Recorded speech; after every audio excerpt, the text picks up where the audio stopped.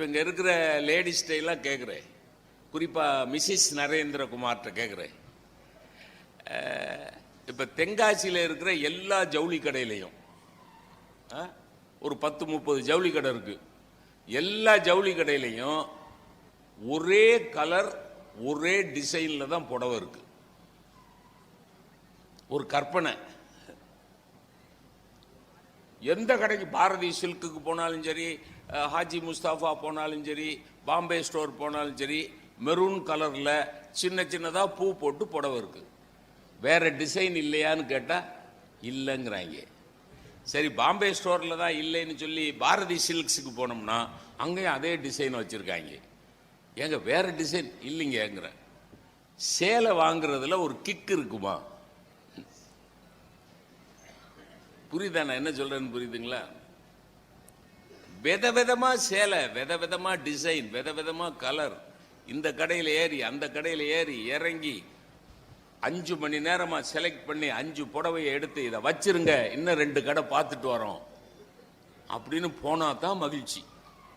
எப்படி 5 மணி நேரமா செலக்ட் பண்ணி 5 புடவையை எடுத்து இதை வச்சிருங்க, இன்னும் 2 கடை பார்த்துட்டு வரோம்னா தான் கிக்கு. சரி, சாப்பாடு. சார், பழைய சோறும் சின்ன வெங்காயமும் உடம்புக்கு நல்லது தானே? நல்லது தானே சார்? உங்க மகனுக்கு கல்யாண வீட்டில், உங்க மகனுக்கு கல்யாணம் விருந்து கொடுக்குறிய, எல்லா பேருக்கும் கும்பச்சட்டியில் பழைய சோறு. பழைய சோறு, பச்சை வெங்காயத்தை நீங்களே உரிச்சு வைக்கிறீங்க. அவனுக்கு அந்த சிரமம் வரக்கூடாதுன்னு பச்சை, ஏன்னா பெரிய வெங்காயத்தை டப்புக்குன்னு உரிச்சிடலாம், பச்சை வெங்காயத்தை உரிக்கிறது கஷ்டம், நீங்களே உரிச்சு வைக்கிறீங்க. அதை விருந்துன்னு சொல்லுவீங்களா? ஆனா உடம்புக்கு நல்லது. புரியுதா என்ன சொல்றேன்னு? உடம்புக்கு நல்லது. பழைய சோறும் பச்சை வெங்காயமும் உடம்புக்கு நல்லது. ஆனா அதை விருந்துன்னு சொல்லுவீங்களா? விருந்துனா என்ன? அறுசுவை. அதுதான் மகிழ்ச்சி. அப்போ உடை, உணவு, நட்பு, குடும்பம், கல்வி, மருத்துவம் எல்லாம் மகிழ்ச்சி சம்பந்தப்பட்டது. எல்லாம். இப்ப நோயோட போறீங்க, நோய் தீர்ந்து வர்றீங்க, மகிழ்ச்சி தானே?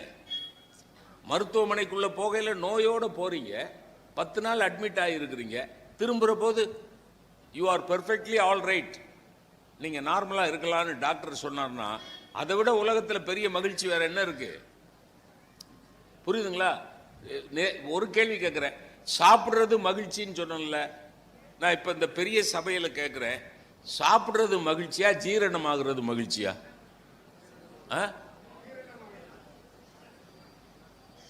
படிக்கிறது மகிழ்ச்சியா படிப்பிக்கிறது மகிழ்ச்சியா? படிப்பிக்கிறது தான் மகிழ்ச்சி. புத்தக திருவிழாவுக்கு வர்றது மகிழ்ச்சியா, புத்தகங்கள் வாங்குறது மகிழ்ச்சியா, வாங்கின புத்தகங்களை படிக்கிறது மகிழ்ச்சியா, படித்த புத்தகங்கள் படி வாழ்வது மகிழ்ச்சியா? வாழ்வது தான் மகிழ்ச்சி.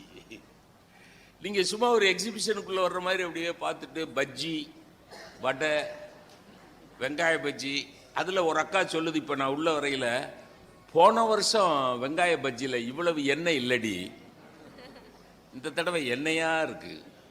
எதுக்கு? புத்தக திருவிழால.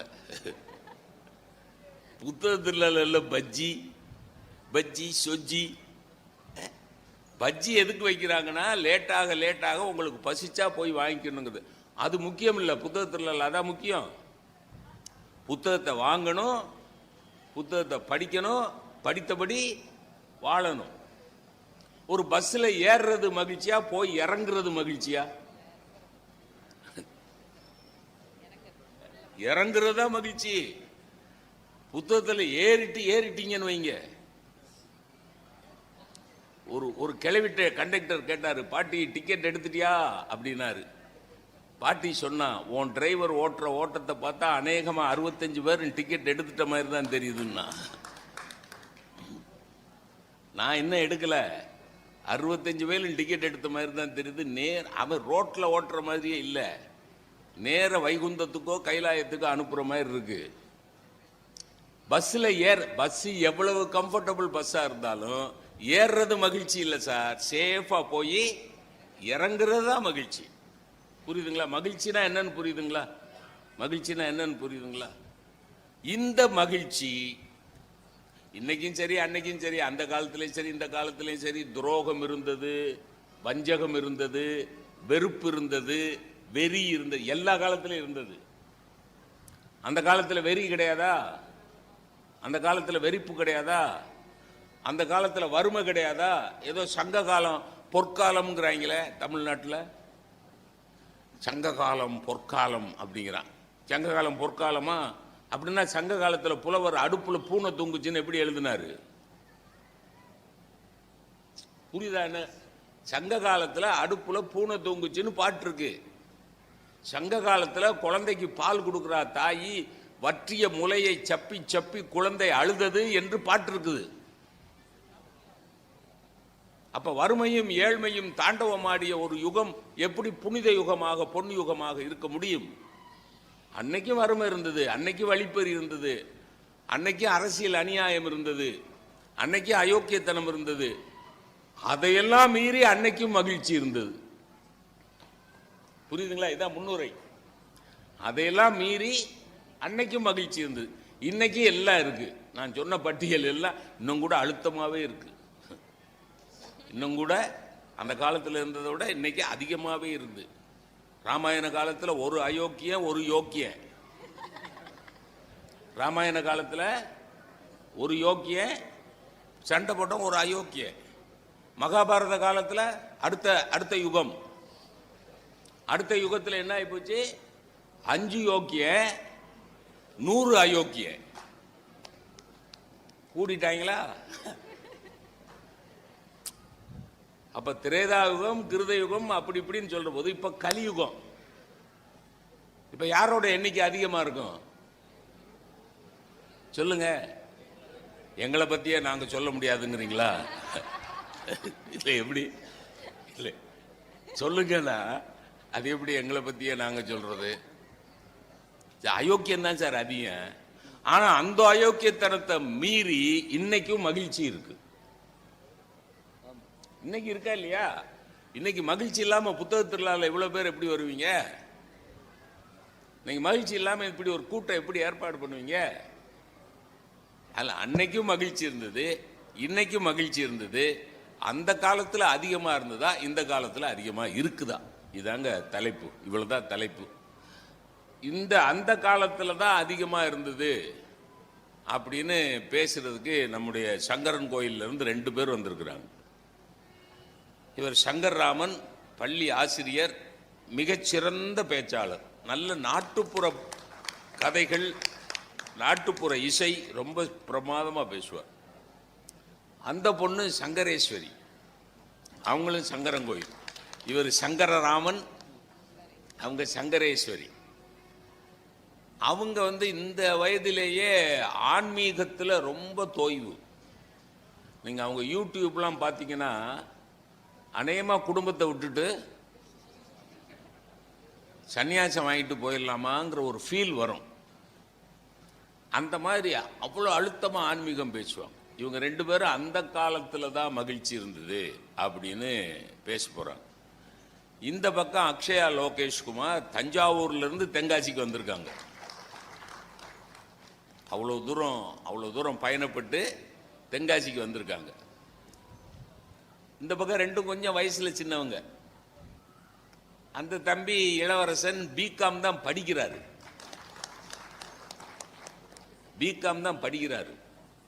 அப்ப இந்த காலத்து பிள்ளைங்க 2 பேரும் இந்த காலம்னு பேசுறாங்க. கொஞ்சம் வயசான சங்கரேஸ்வரி வருத்தப்படக்கூடாது. ஏன்னா இவரை சொல்லலாம், இவர் ஒன்றும் அதை மைண்டே பண்ண மாட்டாரு. யாரு? இப்போ சங்கர் ராமனை வயசாயிருச்சுன்னு சொன்னேன்னு வைங்களேன், அவர் மைண்டே பண்ண மாட்டார். உன்னைய விடவா எனக்கு வயசாயிருச்சு போயா அப்படின்ட்டு அவர் வாட்டில் உட்காந்துருவார். ஆனால் பெண்களை வயசை பற்றி வயசு கேட்கவும் கூடாது, சொல்லவும் கூடாது. ஒரு வயசான அம்மாட்ட உங்க வயசு என்ன பாட்டி அப்படின்னு கேட்டேன். உங்க அம்மா வயசு தான். எப்படி பதில்? உங்க வயசு என்ன பாட்டின்னு கேட்டா உங்க அம்மா வயசு தானே, முடிஞ்சு வச்சு. உங்க அம்மாவும் கிளவி நானும் கிளவின்னு அர்த்தம். வயசு கேட்கக்கூடாது. 4 பேர் அருமையா பேச போறீங்க. ரொம்ப மகிழ்ச்சி. தாமதமாக ஆரம்பித்தாலும் இத்தனை பேர் இருந்து கேட்கிறீர்கள் என்பது பெரிய மகிழ்ச்சி. அந்த மகிழ்ச்சியை எங்களுக்கு கொடுத்த உங்களுக்கெல்லாம் நன்றி கூறி, மகிழ்ச்சியான வாழ்க்கை அந்த காலத்திலா இந்த காலத்திலா என்கிற அருமையான தலைப்பில் அந்த காலத்திலே தான் மகிழ்ச்சியான வாழ்க்கை என்கிற அணி துவங்குகிறது. அந்த அணியின் முதல் பேச்சாளராக அருமை நண்பர் சங்கர்ராமன் அவர்கள் பேச வருகிறார்கள். அவர்களை வாழ்த்தி வாதங்களை வைக்குமாறு கேட்டுக்கொண்டு முன்னுரையை நிறைவு செய்கிறேன். நன்றி, வணக்கம். மகிழ்ச்சி நிறைந்த வாழ்க்கை அந்த காலத்திலா இந்த காலத்திலா? இது உள்ளங்கனி நெல்லிக்கனி போல தெரிகிறது. அது இந்த காலத்தில் அல்ல, அது அந்த காலத்தில் தான், அந்த காலத்தில் என்று சொல்வதற்காக ஆதாரங்களோடு வந்திருக்கிறேன். நடுவர் அவர்களே, புத்தக திருவிழாவுக்கு வரும்பொழுது படிப்பதற்கு புத்தகம் வாங்குவோம். படித்து முடித்தவுடன் நாமும் எழுத்தாளராக வேண்டும் என்று சிலருக்கு ஆசை வரும் இல்லையா? முயற்சி செஞ்சுக்கிட்டே இருப்போம். அதுல தான் மகிழ்ச்சி தொடங்கணும் நமக்கு. உண்மையிலேயே ஆத்மானம் என்கிற ஒரு கவிஞன், அவன் எழுதுனா ஒரு நிறைய கவிதைகள் எழுதியிருக்கிறாரு. ஒரு கவிதை சொல்றேன், எழுதுன்னு ஆசைப்படுறவங்களாம் அதை படிக்கணும். எழுது எழுது, பேனாமுனையின் உரசலாவது கேட்கட்டும் எழுது. இப்படி ஒரு கவிதையை எழுதினார் ஆத்மானம் என்கிற மகத்தான ஒரு கவிஞர். நாம் யோசித்து பார்க்க வேண்டும், அப்படி எழுதுவதற்கான நிதானமான வாழ்க்கையை நாம் வாழ்ந்துகிட்டு இருக்கோம். என்றைக்கு நிதானத்தை இழந்தோமோ நாம் மகிழ்ச்சியை இழந்துட்டோம்.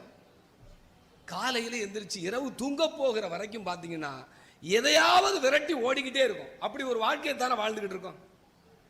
எதையாவது விரட்டி விரட்டி ஓடிக்கொண்டே இருக்கக்கூடிய ஒரு வாழ்க்கை எப்படி மகிழ்ச்சியான வாழ்க்கையாக இருக்க முடியும்?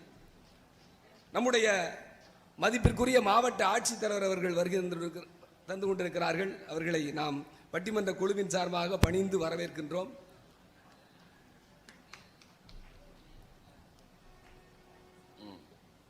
இன்றைக்கு ஒரு காலத்தில் சொல்லுவாங்க, கிராமங்களில் பெண் குழந்தைகள் நடந்து போச்சுன்னா சொல்லுவாங்க, குனிஞ்சதில் நிமிராம போகுது பாரியா இந்த பிள்ளை, எவ்வளவு நிதானமா இருக்கு பாரு, இந்த மாதிரி பிள்ளைதாயா குடும்பத்துக்கு நல்லது அப்படின்னு பேசுவாங்க இல்லையா? அது பெண்களுக்கு பொருந்துகிறது ஒரு காலத்தில். ஆனால் இன்றைக்கு நீங்கள் ஒரு பேருந்தில் ஏறி போய் உட்கார்ந்து பார்த்தீங்கன்னா எல்லார் கையிலையும் அலைபேசி வந்து உட்கார்ந்துக்கிட்டு ஆணு பெண்ணு வேறுபாடு இல்லாம இன்னைக்கு எல்லாரும் குனிஞ்சதில் நிமிராம போய்கிட்டு இருக்காங்க. பக்கத்தில் நிற்கிறது கர்ப்பிணியா, இந்த பக்கம் நிற்கிறது வயசான ஆளா, இவருக்கு இடம் கொடுக்கணுமா, இப்படியெல்லாம் யோசிப்பதற்கெல்லாம் நினைக்காம இன்னைக்கு குனிஞ்சதில் நிமிராம வாழுதமே, இதுதான் மகிழ்ச்சியான வாழ்க்கையான்னு நான் கேட்கிறேன். என்றைக்கு இன்றைக்கு அலைபேசி என்கிற இந்த ஊடகம் நம் கைக்கு வந்துச்சோ அன்னையிலிருந்து நம்ம மகிழ்ச்சி என்பது விலகி விலகி விலகி போய் ரொம்ப தூரமா போய் நிற்குது மகிழ்ச்சி என்பது. 30 ஆண்டுகளுக்கு முன்னால திருவேங்கடத்து பக்கத்தில் இருக்கக்கூடிய ஒரு சின்ன கிராமத்தில் பிறந்த ஓம் முத்துமாரி என்கிற ஒரு நாட்டுப்புற கலைஞர், கலைமாமணி விருது பெற்றவர். அவர் பாடினார் 30 ஆண்டுக்கு முன்னால, இன்னைக்கு இல்லை. அவர் பாடுவார், என்னம்மா தேவி ஜக்கம்மா உலகம் தலகீழ தொங்குதே நியாயம்மா, என்னம்மா தேவி ஜக்கம்மா உலகம் தலகீழா தொங்குதே நியாயம்மா, சின்னஞ்சிறுசெல்லாம் சிகரெட்டு பிடிக்குது, சின்னஞ்சிறுசெல்லாம் சிகரெட்டு பிடிக்குது, சித்தப்பமார்கிட்ட தீப்பெட்டி கேட்குது, என்னம்மா தேவி ஜக்கம்மா அப்படின்னு பாடுவார். அப்போ உலகம் தலகீழா மாறி போய் கிடக்குன்னு 30 ஆண்டுகளுக்கு முன்னாலே அவர் பாடிய ஒரு நாட்டுப்புற கலைஞருடைய வாழ்க்கை இன்னைக்கு ரொம்ப ரொம்ப சீரழிஞ்சு போயிருக்கு. அப்ப எங்க மகிழ்ச்சியை தேட முடியும்? என்றைக்கு 30 செகண்ட்ல 30 நொடியில ஒரு ரீல்ஸ் பார்த்து நாம் மகிழ்ச்சி அடைஞ்சிட்டோம் நினைச்சிட்டோமோ இது ஒரு மகிழ்ச்சியா? 30 செகண்ட்ல ரீல்ஸ் பார்த்து பழகக்கூடிய ஒரு தலைமுறையை உருவாக்கி இருக்கிறோம், இதுதான் மகிழ்ச்சியா? எதையெல்லாம் இழந்தோம், எதையெல்லாம் காணாம போச்சு? ஏகாதசி என்கிற ஒரு கவிஞன் பிரமாதமா பாடினான். எதெல்லாம் காணாம போச்சு நம்மகிட்ட? இங்க ஐயா முன்னுரையில் அருமையா சொன்னாங்க இல்லையா, அதை பாட்டா பாடியிருக்கான் அந்த கவிஞன். முற்றம் வைத்த வீடும் போச்சு, முன்வாசல் மரமும் போச்சு, முற்றம் வைத்த வீடும் போச்சு, முன்வாசல் மரமும் போச்சு, கட்டிலே படுத்தபடி கதைகள் கேட்ட காலம் போச்சு, ஆத்து கூழியல் போச்சு, ஐர மீன் குழம்பும் போச்சு, ஆத்து கூழியல் போச்சு, ஐர மீன் குழம்பும் போச்சு, சேர்த்து வச்ச தெம்மாங்கும் தான் சேதாரம் ஆகி போச்சு. காலம் மாறி போச்சு, அட காலம் மாறி போச்சு, கருப்பு வெள்ளை போய் கலர் தான் வந்தாச்சு. இன்னும் சொல்றாங்கய்யா, குருவிகள் சத்தம் போச்சு, குருவிகள் சத்தம் போச்சு, குதிரை வாலி சோறும் போச்சு, பருத்தி நூல் ஆடை போச்சு, பச்சை தண்ணி பாக்கெட்டாச்சு. காலம் மாறி போச்சு, அட காலம் மாறி போச்சு, கருப்பு வெள்ளை போய் கலர் தான் வந்தாச்சு என்று பாடினான். இந்த பாடலுக்குள்ளேயே இன்றைக்கு மகிழ்ச்சி எல்லாம் காணாமல் போய் எதையெல்லாம் தொலைத்து விட்டு உம்மனா மூஞ்சிகளாக உட்கார்ந்து இருக்கிறோம் என்பது நன்றாக தெரியும். நடுவர் அவர்களே, உணவுல எதெல்லாம் இழந்தோம் இன்னைக்கு பேருந்து நிலையங்களிலே நாம் நிற்கக்கூடிய கம்மங்கஞ்சி விற்கக்கூடிய கேப்பக்கூழ் விற்கக்கூடிய அந்த வண்டிகளின் வரிசையை பார்க்கும் பொழுதே நாம் மகிழ்ச்சியை தொலைத்து விட்டோம் தானே பார்க்கிறோம். அன்னைக்கு போய் ஒரு உணவகத்தில் போய் சாப்பிட்றது உட்கார்ந்துருக்க, குடும்பத்தோட உட்கார்ந்துருக்கேன். என் பையன் கேட்குறாரு, ஃப்ரைட் ரைஸ் கொண்டு வாங்க அப்படிங்கிறார். எனக்கு அதை பற்றி தெரியல சரியா, ஃப்ரைட் ரைஸ்னா என்னன்னு தெரியல அப்படின்னு சொல்லிட்டு அந்த உணவை பரிமாறக்கூடியவர்கிட்ட கேட்டேன், ஐயா ஃப்ரைட் ரைஸ்னா என்ன அப்படின்னு கேட்டேன். என்னங்க ஐயா அது, உங்களுக்கு வயசாகி போச்சு, உங்கள் பையனுக்கு நல்லா தெரியும், ஃப்ரைட் ரைஸ்னா என்னன்னு தெரியலையா உங்களுக்கு? சொளவுல உடைச்சதை சொளவுல பிடைச்சதை உலையில போட்டா ரைஸ், சொளவுல பிடைச்சதை உலையில போட்டா ரைஸ், உலையில வெந்ததை மறுபடியும் புடைச்சா அது ஃப்ரைட் ரைஸ் அப்படிங்க. இந்த வாழ்க்கையில யாராவது சோற வடிச்சதுக்கு பின்னால சோற பிடைக்கிறத பார்த்துருக்கோமா? இன்னைக்கு யோசித்து பார்த்தால் வாழ்க்கை தலைகளா கிடைக்குத, நல்ல விஷயம் எங்க கிடைக்குது? பாரம்பரியமான உணவு காணாம போனது, பாரம்பரியமாக நிதானமாக மகிழ்ந்த காலமும் போனது. ஒரு கோயில் கொடையில உட்கார்ந்து எல்லாரும் பேசும் பொழுது எத்தனை வகையான கதைகள் பேசணும். அன்னைக்கு ஒரு அம்மங்கோயில் விழா, அங்க பூசாரி வந்து சொல்றாரு, ஐயா வரகரிசி சாப்பிட்டுருக்கீங்களா? தெரியாதியா அப்படின்னு. வரகரிசினா என்ன அப்படின்னு கேட்டேன். அவர் சொன்னாரு, அதுக்கு 7 தொலி இருக்கும். 7 தொலி இருக்கிறதுனால கிழவி என்ன செய்வான்னா உரல்ல போட்டு அதை குத்தி எடுக்கும் பொழுது தொலி லேசில் வராது. உடனே வரகை எடுத்து கையில் எடுத்து கேட்பாளாம், வரகே நீ எப்போ வெளியே வருவ அப்படின்னு. அந்த பாட்டி சொல்வாளாம், அவ்வளவு சீக்கிரம் நான் வெளியில வந்துருவேனா? எனக்கு பட்டு கொடுக்கணும், பதம் போடணும், பன்னீர் தெளிக்கணும், இவ்வளவும் செஞ்சு நீ குத்தினா தான் நான் வெளியே வருவேன் அப்படின்னு சொல்லுவான்.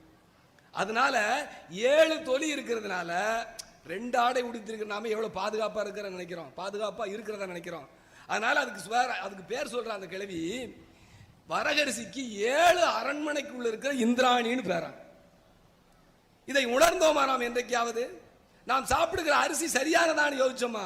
நாம் சாப்பிடுவது, உண்பது, உறங்குகிற பாயிலிருந்து எல்லாமே மாறி போய் கிடக்கிற பொழுது எப்படி நல்ல தூக்கத்தோடு மகிழ்ச்சியா நீங்க தூங்குவீங்க?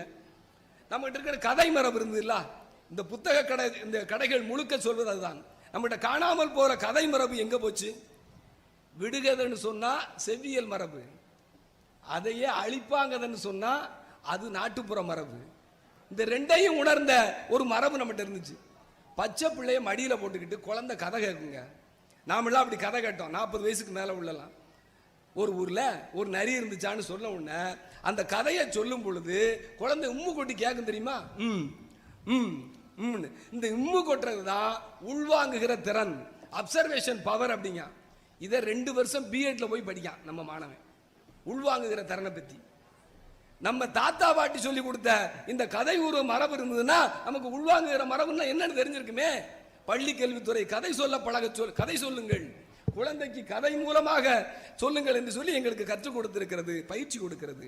நடுவர்களை ஒரே ஒரு 2 விஷயம் சொல்லி முடிச்சிருந்தேன். ஒரு பையன் போன வாரம் இலக்கியம் என்ற கூட்டம் நடத்துறோம் பள்ளிக்கூடத்தில். அதுல வடக்கு புதூர் சின்ன ஊர்ல இருந்து ஒருத்தன் வந்திருக்கான். யாராவது ஒரு கதை போடுன்னு சொன்னா அந்த பையன் நேரா மேடைக்கு வந்து, ஐயா நான் ஒரு கதை போடுதேன் அப்படின்னா. அழிப்பான் கதை போடுதேன், என் கதையை அழிக்கிறது யாருன்னு பார்ப்போம்னா. சொல்லுப்பா அப்படின்னு.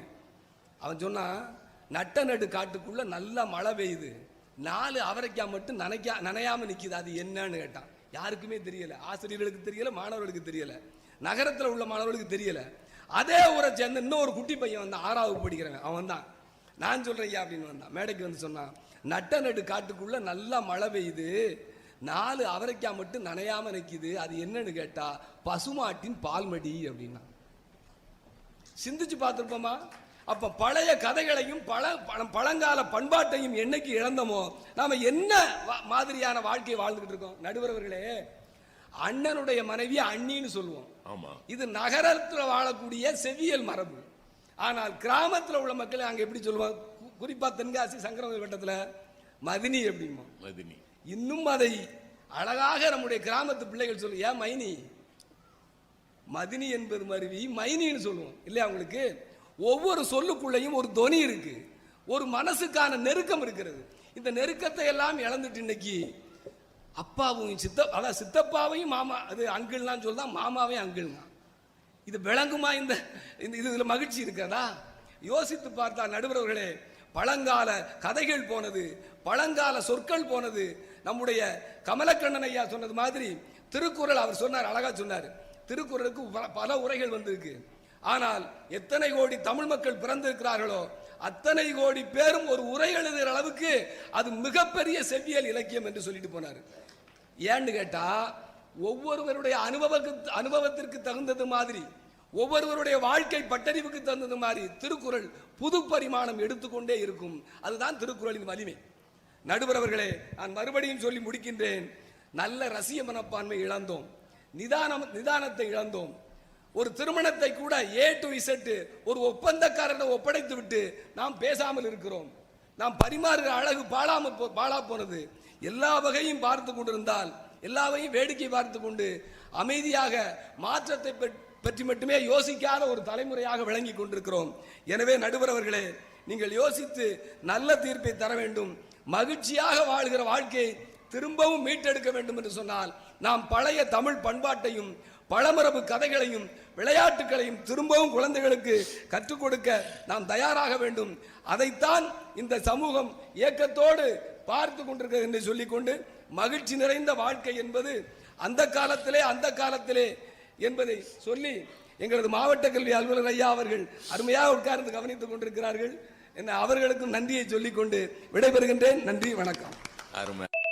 இப்படி மைக் தட்டையில சில பேச்சாளர்கள் நடுவர் மைக்கு டெஸ்ட் பண்றாரோன்னு நினைச்சுக்கிட்டு பேசிக்கிட்டே இருப்பாங்க. போதுங்கிறது அர்த்தம். ஆனா அவங்க இப்படி தட்டினோன்னா மைக் ஒர்க் பண்ணுது அப்படின்னு பேசிக்கிட்டே இருப்பாங்க. ஆனா சங்கர்ராமன் சூப்பரா முடிச்சிருக்காரு. எதையும் மறுக்க முடியாது, எதையும் மறுக்க முடியாது. அந்த ஒரு பாட்டு பாடினாரு, அது அந்த NS கிருஷ்ணனே பாடியிருக்காரு, அது அந்த காலம், அது அந்த காலம்னு. 10 மாதம் குழந்தைய சுமந்து பெற்றது அந்த காலம், ஊசியை போட்டா கரு உண்டாகும் என்பது இந்த காலம்.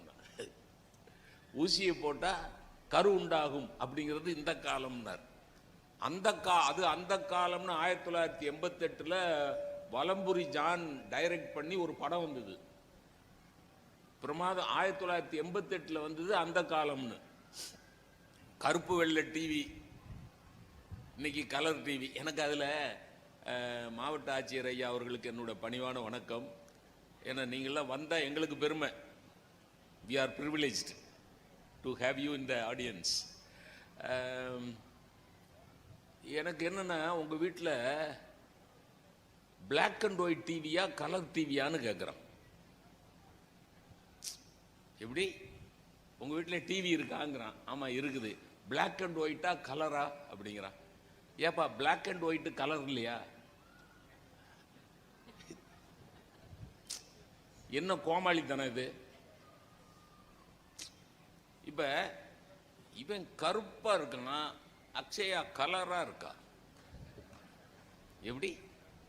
இந்த நடுவர் கருப்பா இருக்கிறான், அக்ஷயா கலரா இருக்கிறான். ஏன் கருப்பு கலர் இல்லையா? இன்னும் சொல்ல போனா தமிழனுடைய கலரே கருப்பு தாயா. தமிழனுடைய கலரே கருப்பு தான். கருப்பா இருக்கிறதெல்லாம் பெரிய மகத்துவம். மன்மதன் கருப்பு, காமராஜர் கருப்பு, உலகத்துல பெரிய அழகி கிளியோபாட்ரா கருப்பு, நம்ம குலதெய்வம் கருப்புசாமி. பிரமாதமா கலர் டிவி கருப்பு வெள்ள போய் கலர் டிவி வந்துருச்சு. தண்ணி பாட்டில் பாக்கெட் ஆயிருச்சு. அதெல்லாம் பாட்டில் சொன்னார் பார்த்தீங்களா? நான் பள்ளிக்கூடத்தில் படிக்கல, ட்ரெயினில் போனோம்னா ஒரு பெரிய கூஜான்னு ஒன்று இருக்கும் பித்தளையில். அது அந்த கழுத மூடியை திறக்கிறதுக்கே 5 நிமிஷம் ஆகும். பெரிய பெரிய கூஜா. அதில் தண்ணி எடுத்துக்கிட்டு தான் ரயிலுக்கே போவோம். பக்கத்தில் இருக்கவர் கூட பிரயாணம் பண்ணுற பேசஞ்சர், அண்ணே கொஞ்சம் தண்ணி கொடுங்கன்னா சந்தோஷமாக கொடுப்போம். நான் சொல்றது, நான் 80 வருஷத்துக்கு முன்னாடி, 75 வருஷத்துக்கு முன்னாடி சந்தோஷமா குடும்பம். இப்போ 20 ரூபா கொடுத்து அக்வா ஃபினா, 20 ரூபா கொடுத்து இன்னும் என்னது பிஸ்லேரி. இந்த பாருங்க, பெத்த புள்ளைய அனாதையா ட்ரெயின்ல விட்டுட்டு பாட்டில இப்படி வச்சிருக்காங்க. எப்படி 20 ரூபா கொடுத்த பாட்டில இப்படி வச்சிருக்கிறான். அண்ணே உங்க புள்ளை எங்கண்ணா? அது கழுது அங்கன எங்கனையா விளையாடிக்கிட்டு இருக்கேன். பக்கத்துல சங்கர்ராமே உட்கார்ந்துருக்காரு, விக்குது. அண்ணே கொஞ்சம் தண்ணி கொடுங்கன்னு கேட்கிறாரு. 20 ரூபா. அன்னைக்கு பெரிய கூஜாவை திறந்து டம்ளர் நிறைய நம்மளே ஊத்தி பக்கத்தில் இருக்க பேசஞ்சருக்கு கொடுத்துட்டு அவர் குடிச்ச பிறகு இன்னும் கொஞ்சம் வேணுமா மாமான்னு கேட்ட காலம். Sir after all water sir, பெரிய விசேஷம் கிடையாது. தண்ணி ஒரு காலத்துல குளத்துல இறங்கி குளத்திலேயே காலை கழுவிட்டு, குளத்துல இறங்கி காலை கழுவிட்டு காலை கழுவுன தண்ணிய அப்படி விலைக்கு விட்டுட்டு அள்ளி குடிச்ச சார், ஒரு நோய் வரல.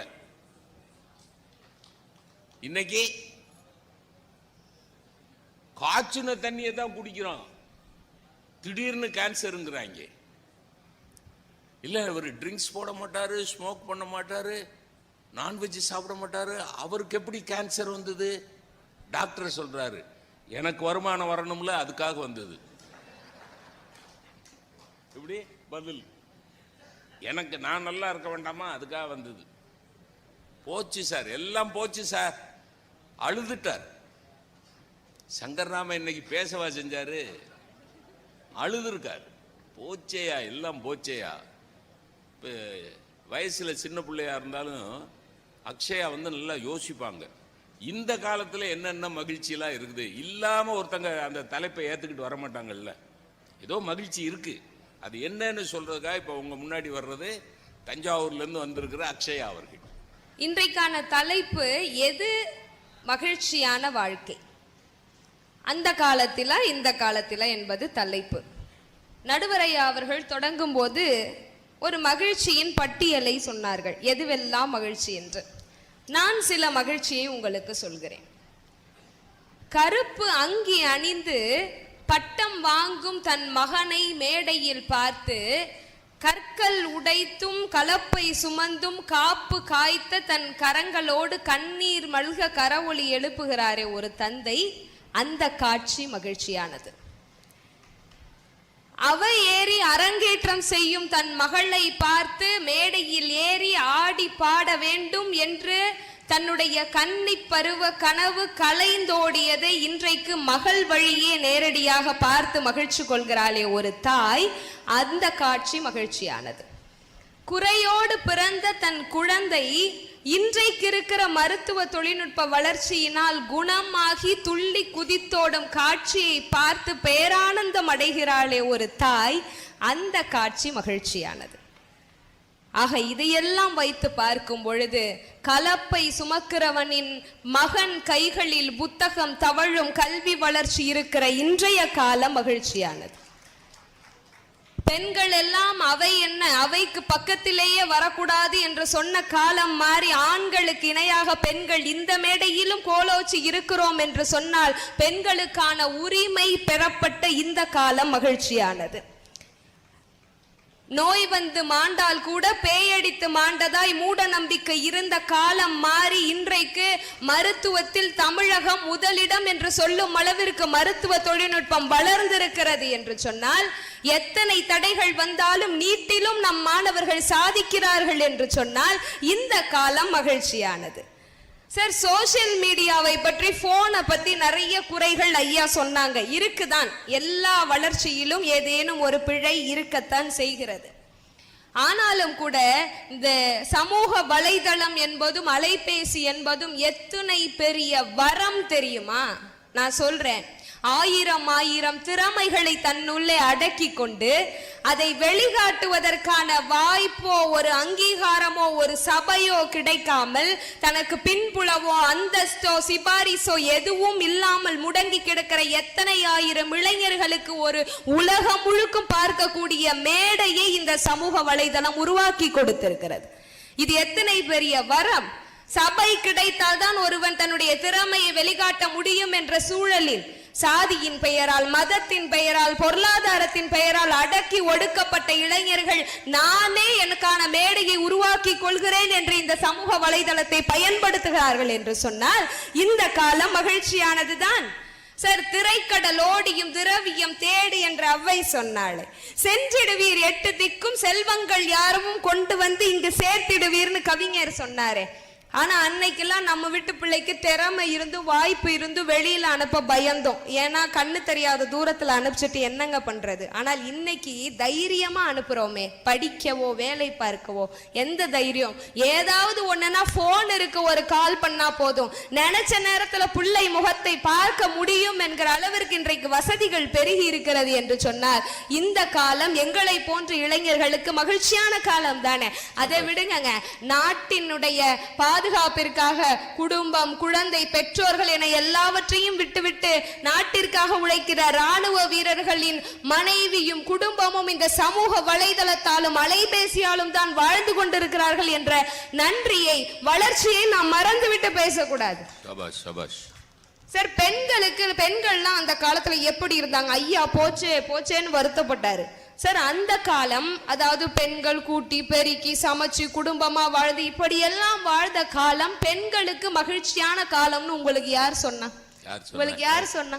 கேளுமா, திருப்பி கேளுமா. யார் சொன்னா? உங்களுக்கு யாருங்க சொன்னா? யார் சொன்னா பதில் சொல்லும். சார், வெறும் பிள்ளை பெக்கிற இயந்திரமாகவும் சம்பளம் இல்லாத வேலையாளாகவும் பெண்கள் நடத்தப்பட்ட அந்த காலம் பெண்களுக்கு ஒருபோதும் மகிழ்ச்சியான காலம் இல்லை. சபாஷ்.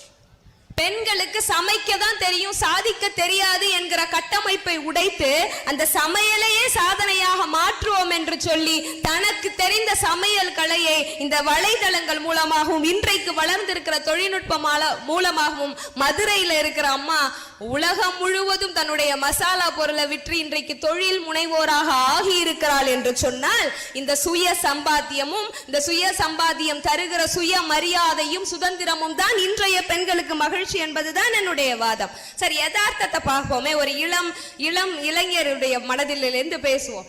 இட்லி தோசை சாப்பிடவே தீபாவளி பொங்கல் வரை காத்திருந்த அந்த கால மகிழ்ச்சியானதா, இத்தாலிய நாட்டு உணவையும் இந்தியாவில் வைத்து ஆர்டர் பண்ணி சாப்பிடுற எங்களுடைய இந்த காலம் மகிழ்ச்சியானதா? ஒரு சாமானியன் டிவி பார்ப்பதே பெரும் கனவாக இருந்த அன்றைய காலம் மகிழ்ச்சியானதா? சாமானியனையே டிவியில் பார்க்கிற அளவிற்கு வாய்ப்புகள் பெருகி இருக்கிற இன்றைய காலம் மகிழ்ச்சியானதா?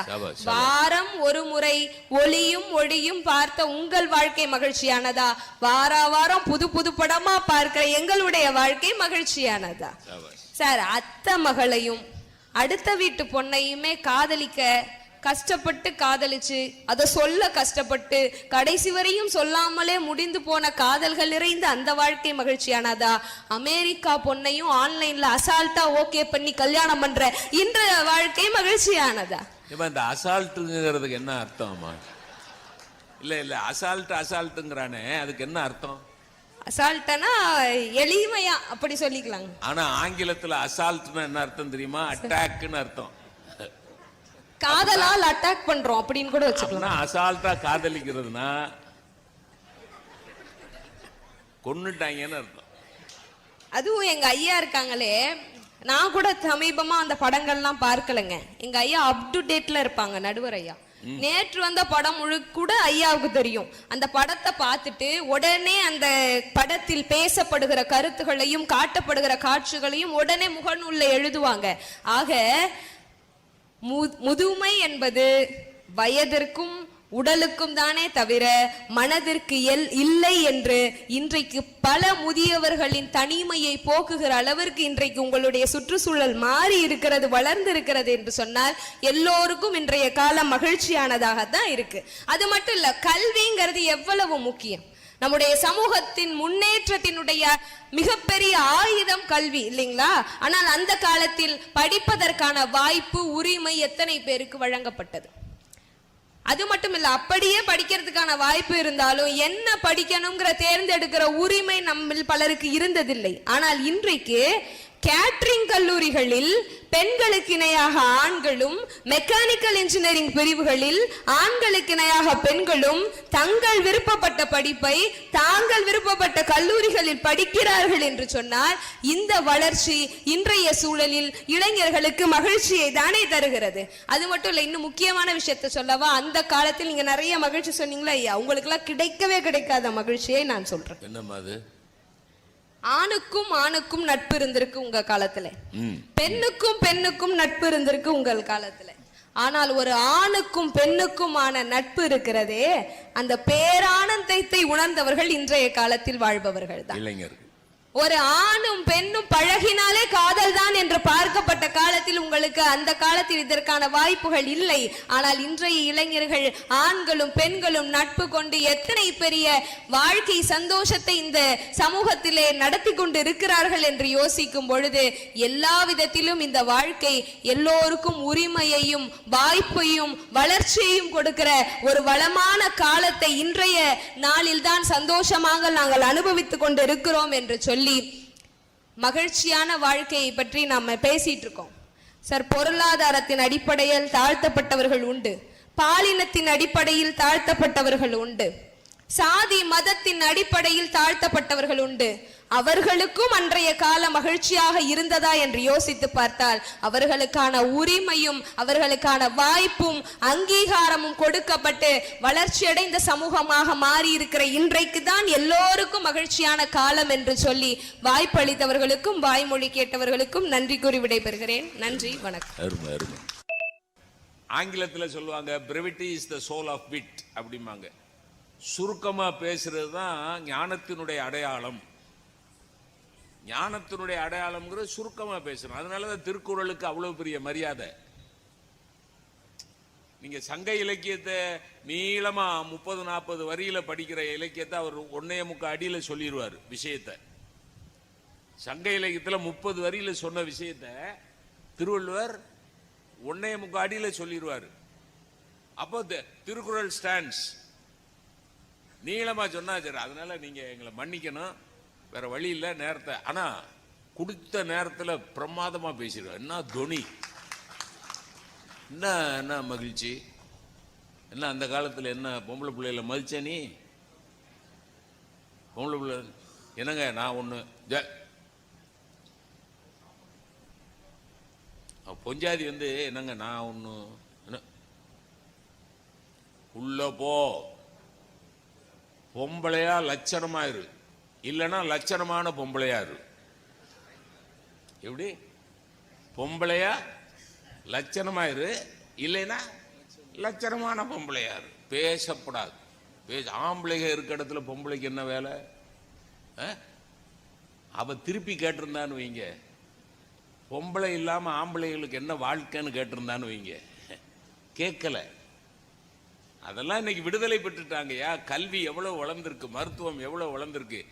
இந்த லைட்டு, இந்த வீடியோகிராஃபு. நான் 1973 முதல் மேடை தென்காட்சி திருவள்ளுவர் கழக மேடை எனக்கு 1973 52 வருஷத்துக்கு முன்னாடி. அந்த முதல் மேடை என்ன நடந்தது ஏது நடந்ததுன்னு எனக்கு மட்டும்தான் தெரியும். என் தாத்தாவுக்கு என் பேரனுக்கு பேத்திக்கு காட்ட முடியல சார். இப்ப இன்னைக்கு தென்காட்சி 4வது புத்தக திருவிழாவில் நான் பட்டிமன்றத்தில் கலந்துகிட்டேன்டா அப்படின்னு ஏன் பேரன் அவன் மவனுக்கு காட்டுவாயா இந்த வீடியோவை காட்டி. என் பேர அவன் மவனுக்கு எங்க தாத்தாடா பேசுவார்ரா, வீட்டில் தான் பேச மாட்டாரு, ஆனா மேடையில் பேசுவார் தெரியுமா, நல்லா பேசுவார்ரா அப்படின்னு காட்டுவான்ல. அந்த வசதி அன்னைக்கு இருந்ததா? என்ன அந்த காலம், அந்த எப்ப பார்த்தாலும் அந்த எங்க அப்பா அப்படிதான். நான்லாம் அந்த நிறுத்தியா, எப்போ பார்த்தாலும் அந்த காலம் அந்த காலம்னு. நான்லாம் அந்த காலத்துல ஆத்த கிராஸ் பண்ணி வெறுங்காலோட நடந்து போய் படிச்சேன். நமக்கு மனசுக்குள்ள படிச்ச நான் நம்பணும். படிச்ச அப்புறம் எதுக்கு தறி நெஞ்சுக்கிட்டு இருந்த? படிச்சேன்னா ஏன் தறி நெஞ்சுக்கிட்டு இருந்த? 2ஆம் கிளாஸோட ஸ்டாப்பு, அதுவும் ஃபெயிலு, தறி நெஞ்சுக்கிட்டு இருக்காரு. நாங்கள்லாம் அந்த காலத்தில் பிச்சு உதறிட்டாங்க. இன்னைக்கு அக்ஷயா அப்படித்தான் இருக்கணும். அதனாலதான் பாரதி பெண்மை வாழ்கென்று கூத்திடுவோமடா, அதுல அந்த வரியில ரொம்ப நுணுக்கமா காக்கணும். பெண்மை வாழ்கென்று கூத்திடுவோமடா அப்படின்னா என்ன அர்த்தம்? டே ஆம்பளை பயிலுலா, ஏலே இங்க பாருங்கடா, பெண்மை வாழ்கென்று கூத்திடுங்கள், பெண்மை வாழ்கென்று கூத்திடுவோமடா. எவ்வளவு நுணுக்கம் அதுல வச்சிருக்கான் பாருங்க. ஆம்பளைகளுக்கு சொன்ன வார்த்தை அது. ஆனா உங்களுக்கு ஒண்ணு சொல்றேன், பெண்களுக்காக போராடணும் பூரா ஆம்பளை. ஒரு விவேகானந்தர், ஒரு ராஜா ராம் மோகன் ராய், ஒரு சிவானந்த பரமஹம்சர், பெரியார், எல்லாரும் பெரியார்லாம் இல்லைன்னா என்ன, பெரியார் பெண் கல்விக்கு பாடுபட்ட உடனே ஔவையாருக்கு படிக்கிறதுக்கு பெரியாரா காரணம்? லூசு. ஔவையார் படிக்கிறதுக்கு பெரியார். ஔவையார் காலத்தில் எத்தனை பேரா படிச்சாங்க? எத்தனை பேருமா ரெவன்யூ ஆபீசரா இருந்தாங்க ஔவையார் காலத்தில்? நீங்க வந்து உட்கார்ந்துருக்கீங்க. எத்தனை பேர் கலெக்டருக்கு சமமா வந்து மனைவி உட்கார்ந்தாங்க? உடனே பெரியாரா சொல்லியா காரைக்கால் அம்மையார் படிச்சா? பெரியார் சொல்லியா பெரியாரா வந்து அவ யாரு? கண்ணகி போய் நெடுஞ்செழியன் அவை களத்துல வழக்காடுனாலே அந்த வழக்காடுறதுக்கு டிப்ஸ் கொடுத்தது பெரியாரா? லூசு போயிடுவோம். அன்னைக்கு படிக்கவே விடலடா, இன்னைக்கு படிக்க வச்சிருக்காங்கடா. படிக்க வச்சதுக்கு அவரு ஒரு காரணம்டான்னு சொன்னா கேட்க மாட்டேங்க. தொலைகிறான், விடுங்க. ஒரு அறிவும் கிடையாது, ஒண்ணும் கிடையாது, என்ன செய்யறது, விட்டு தொலைங்க. ஏமா என்ன நீங்க என்ன விருந்துக்கு வந்த மாதிரி உட்கார்ந்துருக்கீங்க? வாங்கப்பா, பதில் சொல்லுங்கப்பா. சரி, அந்த காலம் அருமையான ஒரு தலைப்பு. மகிழ்ச்சி நிறைந்த வாழ்க்கை அந்த காலத்திலா இந்த காலத்திலா? இந்த தலைப்பை கேட்ட உடனே நமக்கு மனசுக்கு நல்லா தெரியும் அது அந்த காலம் தான். ஆனா இந்த காலம்னு பேசுறதுக்கு 2 பேர் வந்திருக்காங்க. கட்டாந்தரையில் ஒரு துண்டை விரித்தால் தூக்கம் கண்ணை கட்டுமே, அது அந்த காலம். மெத்தை விரித்தும் சுத்த பன்னீர் தெளித்தும் கண்ணில் தூக்கம் இல்லையே, அது இந்த காலம். அவ்வளவுதான். தூக்கத்துக்கே நமக்கு வக்கில்லையே, இதுல மகிழ்ச்சி நிறைந்த வாழ்க்கை எதுக்குன்னு கேட்க. என்ன என்ன கலத புழுங்குதுன்னு ஏசிய போட்டா ஏசி வெடிச்சு செத்து போயிடுறாங்க. புழுங்குதுன்னு ஏசிய போட்டாங்க, ஏசி டமால்னு வெடிச்சு அடுத்த நாள் பார்த்தா ஊன்னு சவுண்டு கேட்குது. பக்கத்து வீட்டு அக்கா கேட்குது, என்ன என்ன பக்கத்து வீட்டில் என்ன? ஏசி வெடித்து நம்ம ஏசி மரணம். இப்படி ஏசி வெடிச்சு ஏசி வெடிச்சு ஏசி மரணமா? Assistant commissioner. ஏசிக்கு தெரியுமா அசிஸ்டன்ட் கமிஷனர்னு? அது வெடிச்சிருச்சு. அதான் சபாஸ். அக்ஷயா வந்து நான் இன்னைக்கு தான் முதல் முறையா நேரடியா சந்திக்கிறேன். தஞ்சாவூர்ல இருந்து வந்திருக்காங்க. எங்க ஊருக்கு உங்களை வரவேற்கிறேன் அக்ஷயா, வணக்கம். சபாஸ். ஆனா நீங்க சொன்ன ஒரு விஷயம், போன் இருக்கிற தைரியத்துல இன்னைக்கு பிள்ளைகளை வெளியில விடுறாங்கன்னு சொல்றீங்களா? மாத்திக்கோங்க. போன் இருக்கிற பயத்துல பிள்ளைகளை இன்னைக்கு தனியா விட முடியாத சூழ்நிலையில பெற்றோர்கள் இருந்து கொண்டு இருக்கிறார்கள். இன்னைக்கு சமூக வலைதளம் அப்படிங்கிறது ஒரு பெருவழி. இந்த பெருவழியில பெண்கள் எல்லாம் முன்னேறி வராங்கல்ல, இது அந்த காலத்துல இல்லையே அப்படின்னு நீங்க சொன்னீங்க. நான் ஒரே ஒரு கேள்வி கேட்க, இதை நான் நிறைய நேரம் மனசுக்குள்ள உட்கார்ந்து தனியா இருக்கையில எல்லாம் சிந்திச்சு பார்த்திருக்கேன். சமூக வலைதளங்கள்ல சமையல் பண்ற, கோலம் போடுற, வீட்டு வேலை எப்படி செய்யணும்னு சொல்ற, துணிகளை மடிக்கிற பெண்கள் தான் அதிகமாக இருக்கிறார்கள். அரசியல் பேசுற, புத்தகங்களை பேசுற, கவிதைகளை சிலாகிக்கிற, ஆன்மீகம் பேசுற பெண்கள் எத்தனை பேர் இருக்காங்க சொல்லுங்க? ரொம்ப சொற்பங்க. நீதான் சொல்லணும். உன் தலையெழுத்து கிடையாது. இன்னும் சிக்கல்ல தான் இருக்கோங்கிற தெளிவே இல்லாத காலத்துல இருக்கோம். இந்த கால பிள்ளைகள் இப்படித்தான் இருக்காங்கிறதுக்கு இது ஒரு அடையாளம். அப்புறம் சொன்னாங்க மருத்துவம் பெருகுனதுனால நம்ம எல்லாம் மகிழ்ச்சியா இருக்கும். ஐயா, முன்னெல்லாம் காய்ச்சல் வந்துச்சுன்னு வச்சுக்கோங்களேன், எங்க அம்மா என்ன செய்யும் தெரியுமா? தரன்னு இழுத்து தெரு முனையில இருக்கிற முப்படாதி அம்மா கோயிலுக்கு கூட்டு போகும். முப்படாதி அம்மா கோயில்ல ஒரு பூசாரி இருப்பாரு, கையில வேப்பலை வச்சிருப்பாரு, தலையில சப்பு சப்பு சப்புன்னு 4 தடவை அடிச்சு திருநீர் போடுவாரு, காய்ச்சல் போயிரும். எங்க போகுதுன்னே தெரியாது போயிரும். சளி கட்டி இருக்குன்னு வச்சுக்கோங்க, இந்த சூடனை போக்கட்டி கொடுக்கறதுன்னு ஒண்ணு செய்வாங்க, எங்க ஆட்சி செய்யும். அந்த சூடனை போக்கட்டி கொடுத்த உடனே கட கட கடன்னு வாந்தி எடுப்போம், சளி எல்லாம் சரியா போயிரும், பள்ளிக்கூடங்களையும் போயிரும். ஆனா இன்னைக்கு ஆஸ்பத்திரியில போய் ஒரு 520 ரூபா பில்லு எழுதுனாதான் சளி சரியா போகுது. எவ்வளவு ரூபா? 520 ரூபாங்கய்யா. எதுக்கு? சளிக்கா? சளி அதுக்கு பில்லு மாத்திரை மருந்து. அது அந்த பிள்ளைக்கு கொடுக்கும்னா நம்ம படுத்த பாடு இருக்கு பாருங்க, அது அதுக்கு மேல இவ்வளவு பிரச்சனைகளையும் வச்சுக்கிட்டு எங்க இருந்து உங்களுக்கு அந்த மகிழ்ச்சி எங்க இருந்து வருதுன்னு எனக்கு தெரியலைங்க. எங்க வீட்டு பக்கத்துல ஒரு சண்டை நடந்ததுங்கய்யா, சரியா உள்ள சண்டை, ஏதோடு சண்டை. என்ன சண்டை அப்படின்னா, சாம்பார்ல உப்பு கூடி இருக்கு. என்ன உப்பு கூடி இருக்கு அப்படின்னு சொல்லி கேட்டிருக்காரு. அதுல ஆரம்பிச்ச சண்டை பெருசாயிருச்சு. நம்ம தான் இப்ப நிறைய பேசுறோம்ல, சண்டை பெருசாயிருச்சு. எங்க வீட்டு பக்கத்து வீட்டு தாத்தா அங்க உட்காந்து கெக்கன்னு சிரிச்சுட்டு இருக்காரு. சரியா உள்ள சிரிப்பு, எனக்கு கோவம். மனிதாபிமானி. ஆமா, சேனம்.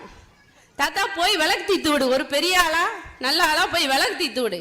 இல்ல செவனே நேரே இங்க உட்காந்து எதுக்கு இப்படி சிரிச்சுக்கிட்டு இருக்கேன்னா, சிரிக்கதான் ஒட்டவே மாட்டேக்காரு. சிரிச்சுக்கிட்டே சொல்லுதாரு, நானும் உங்க ஆசையும் இப்படித்தான் சண்டை ஓட்டோன்னு சிரிக்காரு. சரி, சண்டை ஓட்டதுக்கு இப்படி பல்ல கட்டிட்டு சிரிச்சுக்கிட்டு இருப்பாங்களான்னு அந்த சண்டைய கேட்டனா, இது மாதிரி சண்டை தான் ஏன் மண்டைய அப்படின்னு சொல்லிட்டு சிரிக்கிறாரு. மண்டைய எனக்கு பதறுது, ஏன் மண்டைய அப்படின்னு சொல்லிட்டு கக்கன்னு சிரிக்கிறாரு. என்ன சொல்லுன்னா, மண்டைய உடைச்சிட்டா அப்படிங்காரு. உடைச்சிட்டான்னு சொல்லிட்டு சிரிக்கிறாரு. உள்ள இருந்து எங்க ஆட்சி வந்து மண்டையில அடிச்ச அடியில கலங்கிட்டு அதனால சிரிக்காரு. மண்டைய உடைச்சிட்டா அப்படின்னு சொல்லிட்டு சிரிக்கிறாரு. உள்ள இருந்து வந்த ஆட்சி கம்முனு கிடையும். சின்ன பிள்ளைகிட்ட என்னத்த பேசிக்கிறதுக்கு என்ன வெக்கப்பட்டுக்கிட்டே போகுதுங்க.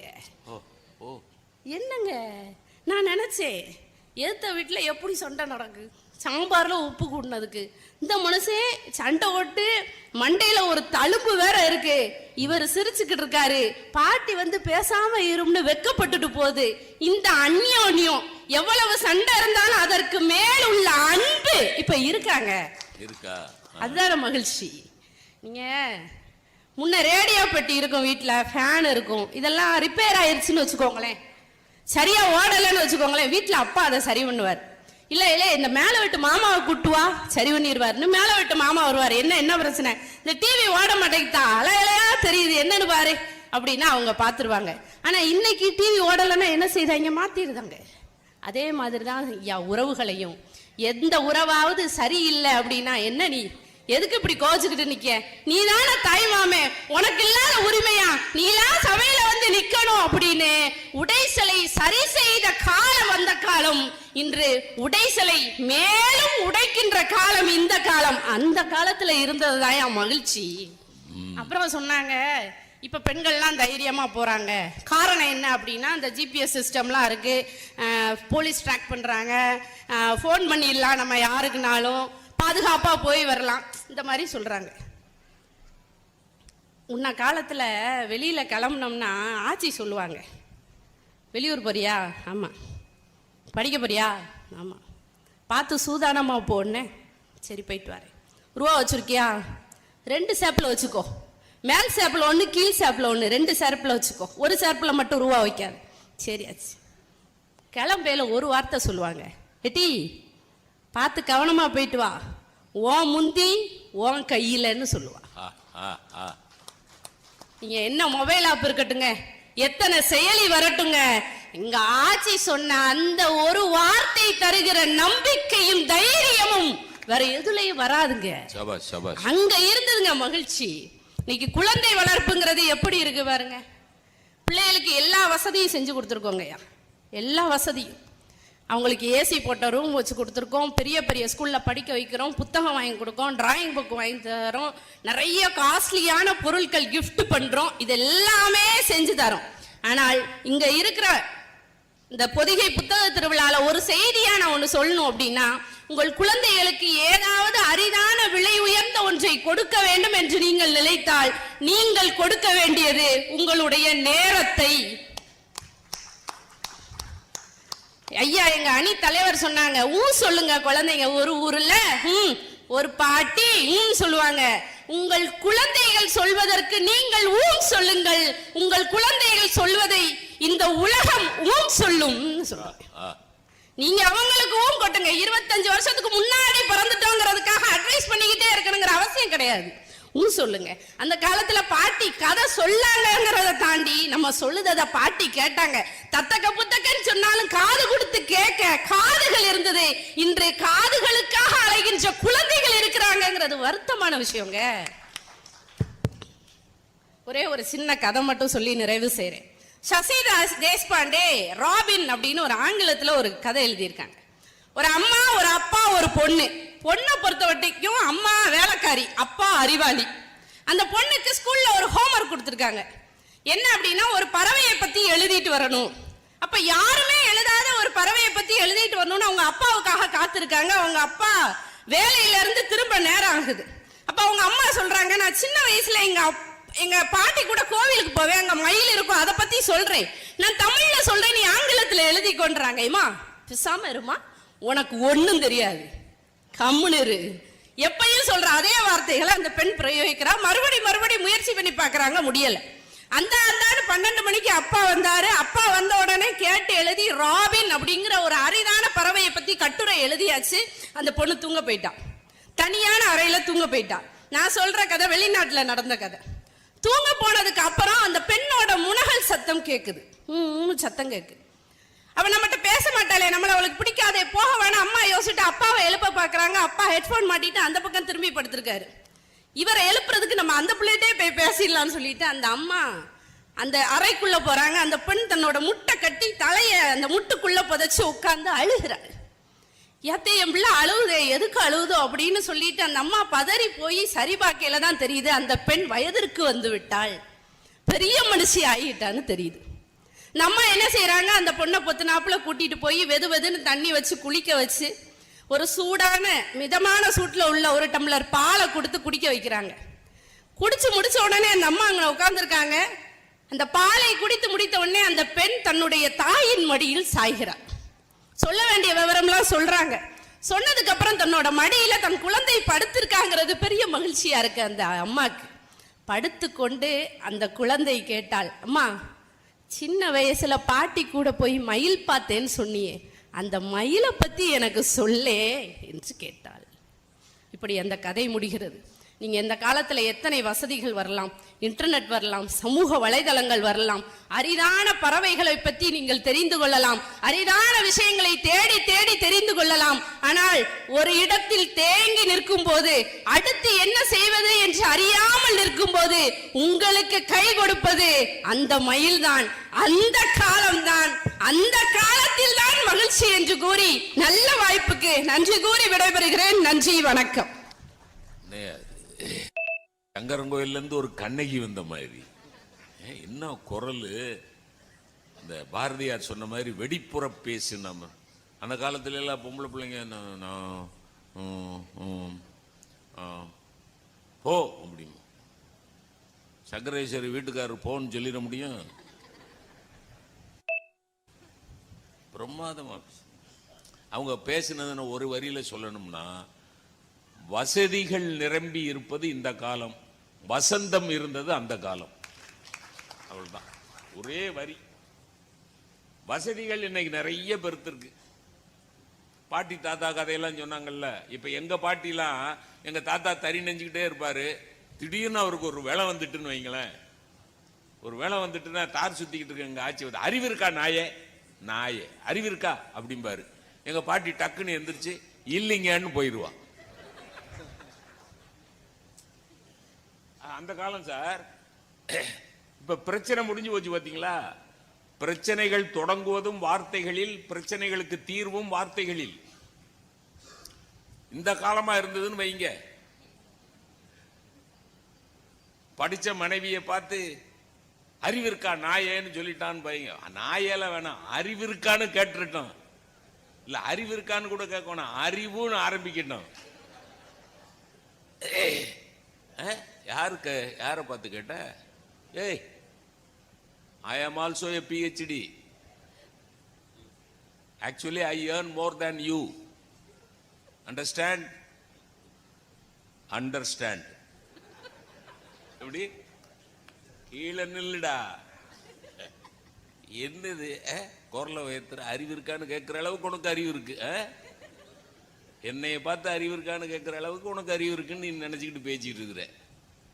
செத்து போவ வீணா. மகளிர் காவல் நிலையத்தில் போய் சொன்னேன்னு வை, 78-80 கிலோவில் 2 அக்கா வருவாங்க.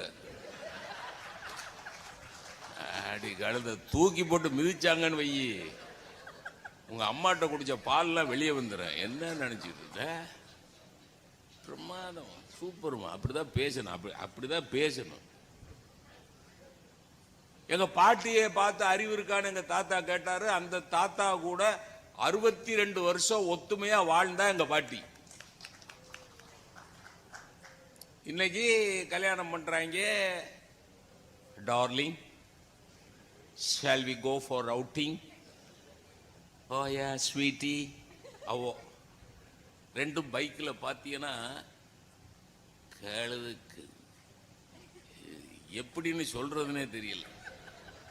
2 ஆள் போகுதுகளா, ஒரு ஆள் தான் போகுதான்னு தெரியாத அளவுக்கு அவை ஹெல்மெட்டை போட்டிருக்கா, ஹெல்மெட்டை தூக்கிட்டு முன்னு பேசு. சித்திரை மாதம் கத்திரி வெயில் மெரினா பீச்சில் ஒரு தோல்ல சாஞ்சுக்கிட்டு 2 உட்கார்ந்துருக்கு. மணல்ல sir, will you believe it? Hot summer, hottest summer, Marina beach மண்ணு சுடுது. 2 உட்கார்ந்துக்கிட்டு காதலிக்கிறாங்களாம். 2 உட்கார்ந்துட்டு சூடு தாங்காம எரும மாடுலாம் நிழல்ல நிக்குது.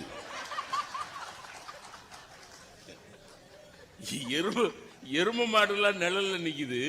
இது 2 காதலிக்குதான். அப்படி காதலிச்சாங்களா, கல்யாணம் பண்ணாங்களா, பர்த்டே கிஃப்ட். ராத்திரி 12 மணிக்கு அந்த புள்ள தூங்கிட்டு இருக்க புள்ளைய, ஹலோ டார்லிங் டார்லிங் அப்படின்னு, ஹாப்பி பர்த்டே. நாசமா போ, தூக்கத்தை கெடுத்துட்டேடா. Happy birthday, happy wedding anniversary, cake cutting, every birthday புது ட்ரெஸ். கரெக்டா கல்யாணம் ஆகி 2வது வருஷத்துல டைவோர்ஸ். இல்லன்னு சொல்லிடுவேனி, வா இல்லன்னு மட்டும் சொல்லி பாரு. இளவரசன், பேருக்கேத்த வயசுக்கேத்த பேரு இளவரசன். மகிழ்ச்சி நிறைந்த வாழ்க்கை அந்த காலமா இந்த காலமா? நடுவர் அவர்களே, உங்க பேசுனாங்க அந்த காலம் அந்த காலம் அந்த காலம்னு பேசிக்கிட்டே இருந்தாங்க. அதுல ஐயா ஒன்று சொன்னாங்க, திருமணம் என்பது அது ஒரு நிச்சயிக்கப்பட்ட அப்படின்னு சொல்லிட்டு அப்படியே அடுக்கிக்கிட்டே இருந்தாங்க. ஆனா இந்த காலத்துல எப்படி தெரியுமா நடுவர் அவர்களே, திருமணம் என்பது யார்கிட்டையும் நாங்கள் சொல்ல மாட்டோம். போவோம், 2 பேரும் போவோம், ரிஜிஸ்டர் ஆஃபீஸில் போய் மேரேஜ் பண்ணிக்கிறோம். எந்த ஒரு செலவும் கிடையாது. அந்த வெத்தலை இருக்கு தெரியுமா, வெத்தலை, அந்த வெத்தலையும் பாக்கு இருக்கு தெரியுமா. வெத்தலைங்கிறது ஒரு ஆண் வச்சுக்கோங்க, பாக்குங்கிறது ஒரு பெண்ணுன்னு வச்சுக்கோங்க. இந்த திருமணம்ங்கிறது என்ன தெரியுமா, அந்த சுண்ணாம்பு மாதிரி அப்படி சேர்த்து போட்டாதான் அந்த நாக்கு செவக்கும். சுண்ணாம்பு யாரு? திருமணம். வெத்தலை கணவன், பாக்கு மனைவி, சுண்ணாம்பு யாரு? இணைக்கக்கூடிய மனம், அதான் திருமணம். சுண்ணாம்பு தான் செவக்க வைக்குது. இப்படி இருக்குது இந்த காலத்துல. திருமணம்னா யாரையும் கூப்பிடணும் அவசியம் இல்லை. அந்த ஐயா சொன்னாங்க, சாப்பிட வராங்க, தட்டில் போடுறாங்க, சாப்பிடுறாங்க, என்னமோ செய்யறாங்கன்னு சொல்லி சொன்னாங்க. அப்படிலாங்க முன்னாடிலாம் நீங்க என்ன செய்வீங்க, விருந்தினர்களை அழைச்சி கூப்பிட்டு விருந்தெல்லாம் வைப்பீங்க. விருந்து வச்சு முடிச்சு ஒரு ஆள் சாப்பிட்டுட்டு எந்திரிச்சிருப்பாரு, என்ன சாம்பார் உப்பு இல்ல, வத்த குழம்புல எண்ணெயா இருக்கு, குறைகள் சொல்லுவதாக இருப்பது அந்த காலம். எங்களுக்கு அந்த குறைகளே தேவையில்லை. 2 பேரும் போனோமா, ஒரு ரிஜிஸ்டர் ஆபீஸ்ல போனோமா, ஒரு கல்யாணத்தை பண்ணோமா, முடிச்சோமான்னு இந்த காலம். ரொம்ப சிம்பிள். செலவுகளை குறைக்கக்கூடியது இந்த காலம் நடுவர் அவர்களே. அதே மாதிரி அம்மா சொன்னாங்க, சமூக ஊடகங்கள் எவ்வளவு சீர்கெட்டு இருக்கிறது தெரியுமா, சமூக ஊடகங்கள் எதற்கு பயன்படும் தெரியுமா, ஒன்றுத்திற்கும் ஆகாதுன்னு 2 நிமிஷம் சமூக ஊடகத்தை மட்டுமே பேசிட்டு போயிருக்காங்க.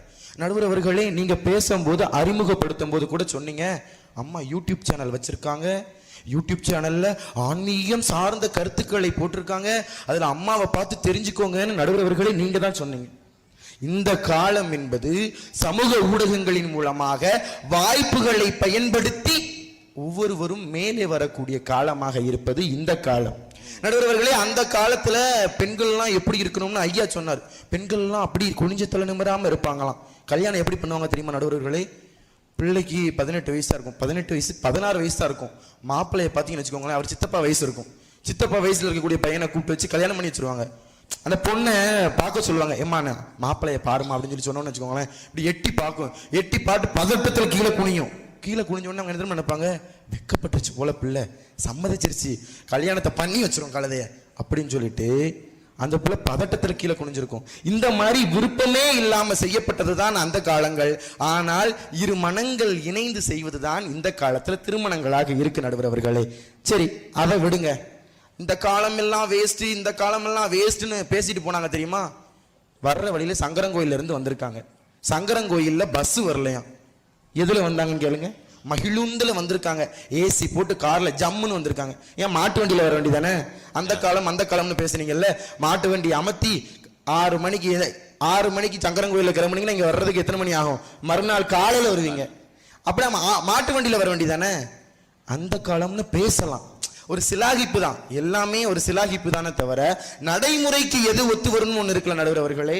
மாட்டு வண்டியில வர வேண்டியதானே? இந்த தகவல்கள் கூட எது மூலியமா ஐயாவுக்கு கிடைச்சிச்சுன்னு கேளுங்க, தொலைபேசி மூலமா தான், இந்த மொபைல் போன் மூலியமா தான் போனுச்சு. அனைத்திற்குமே இந்த கால நடைமுறை என்பது ஒவ்வொருவரையும் இணைக்கக்கூடிய ஒன்றாக இருக்கிறது, மகிழ்விக்கக்கூடிய ஒன்றாக இருக்குது. அதெல்லாம் அந்த காலத்திலே ஒரு பாட்டு பிடிச்சாங்க. விஞ்ஞானத்தை வளர்க்க போறேண்டி, மேலாட்டார விருந்து கழிச்சு காட்ட போறேண்டி, அஞ்ஞானத்தை அழிக்க போறேண்டி, அணுசக்தியால ஆயுள் விருத்தி பண்ண போறேண்டி. உன்னை மனைவியார் சும்மா இருப்பாங்களா? வீட்டுக்கு என்ன செய்ய போறீங்க, அதையும் கொஞ்சம் விவரமாக விளக்கி போடுங்க. நெல்லு குத்த மாவரைக்க நீரரைக்க மிஷினு, அல்லும் பகலும் ஆட்டி அரைக்க அதுக்கு ஒரு மிஷினு.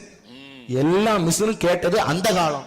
நாங்க கொண்டு வந்து வச்சிருப்போமா, இவங்க சொன்னதெல்லாம் செஞ்சு ஒவ்வொன்னா எடுத்து கொண்டாந்து வைப்போமா. குறை மட்டும் சொல்றதுக்கு 2 பேர் வந்திருக்காங்க. சங்கரங்கோயில்ல இருந்து தென்காசிக்கு வந்திருக்காங்க பயணம் பண்ணி. எதுக்கு வந்திருக்கோம், ஏன் வந்திருக்கோம்னே தெரியல நடுவர் அவர்களே. அதே மாதிரிதான் அந்த காலங்கள்ல பெண்கள் எல்லாமே, அம்மா சொன்னாங்க, ஒரு கதை கூட சொன்னாங்க. பெண் படிக்காதவங்களா இருக்காங்க, கணவன் படிச்சிருந்தாரு, குழந்தை கேட்டு அறிஞ்சு புரிஞ்சு செயல்பட்டுச்சுன்னு சொன்னாங்க. ஆனா இந்த காலத்துல பெண்கள் கல்வி என்கின்ற ஒன்றை அனைவரும் கற்றிருக்கிறார்கள். பாலின சமத்துவத்தின் அடிப்படையில் நீ என்ன ஆண் நீ என்ன பெண், பாலினம்னா இது தேவையே இல்லை.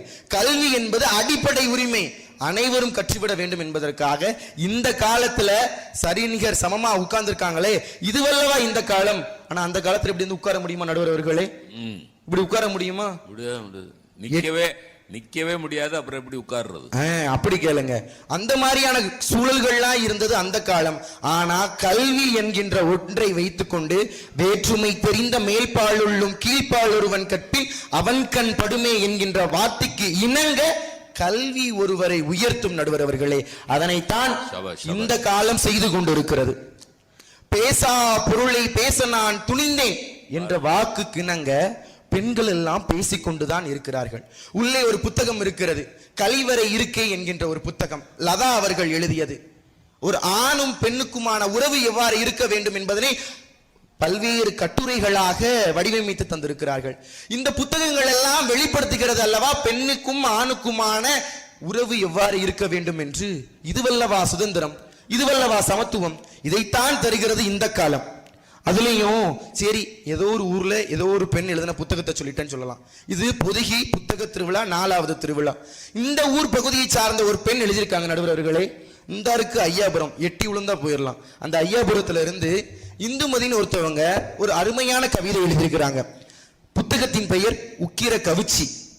கருப்பினிட்டு, எப்படி கருப்பினிட்டு 10 சவரம் கூட கேட்டீங்க எங்க அம்மைக்கு, கருப்பினிட்டு 10 சவரன் கூட கேட்டீங்க எங்க அம்மைக்கு, பரிசு வாங்கின போட்டாவல கூட நிக்க விடல எங்க அக்காவை, பரிசு வாங்கின போட்டாவல கூட நிக்க விடல எங்க அக்காவை.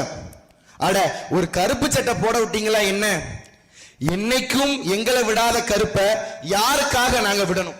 எப்படி என்னைக்குமே எங்களை விடாத கருப்பை நாங்க யாருக்காக விடணும்? அந்த சொல் இருக்கல நடுவர் அவர்களே, அந்த சொல்லை பேசுவதற்கான ஒரு களத்தை வழங்கியது அல்லவா இந்த காலம். அம்மா சொன்னாங்க, பெண்கள் எல்லாம் சமைக்கிறார்கள், அதுக்கடுத்து துணியை மடிக்கிற வீடியோ, இது மட்டும்தான் சமூக ஊடகங்கள்ல வந்து கொண்டே இருக்கு. யாராவது பேசுறாங்களா எழுதுறாங்களான்னு கேட்டாங்க.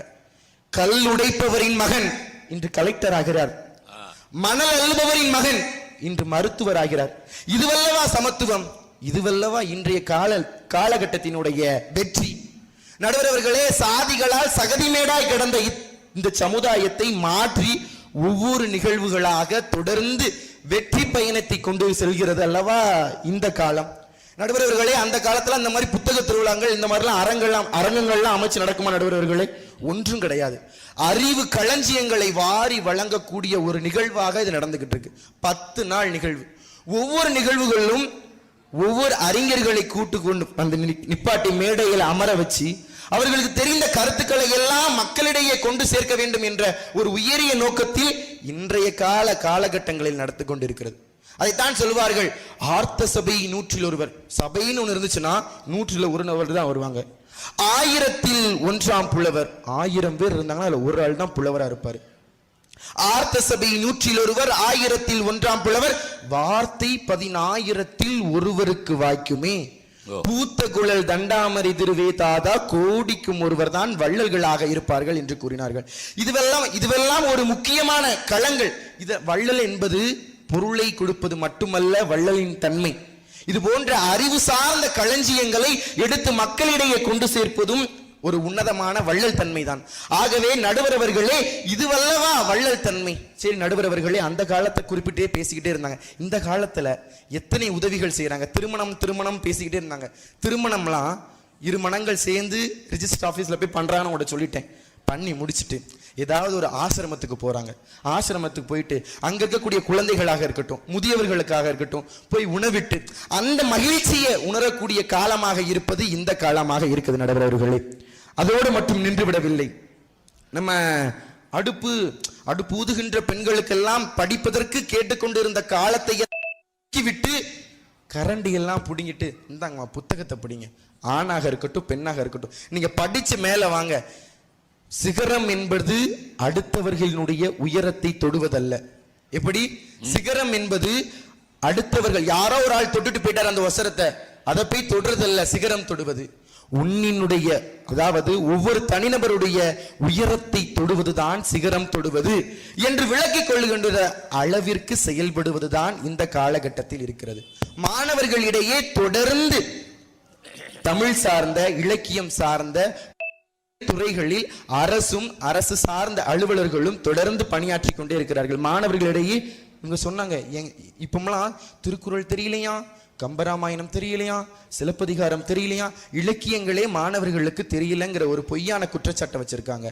தொடர்ந்து மாணவர்களிடையே இளைஞர்களிடையே இந்த தமிழ் சமுதாயத்தின் வரலாறு சார்ந்த அறிவியல் சார்ந்த முக்கியமான தலைவர்கள் போன்ற உன்னதமான கருத்துக்களை இளைஞர்களிடையும் மாணவர்களிடையும் கொண்டு சேர்க்கக்கூடிய பணியினை இந்த அரசு தொடர்ந்து செய்து கொண்டே இருக்கிறது. இதுவல்லவா இந்த காலத்திற்கான மகிழ்ச்சி என்று நடுவர் அவர்களே, ஆளை திருடிட்டு, அதாவது ஆளை கடத்திட்டு போறவனை கூட மன்னிச்சிடலாம்.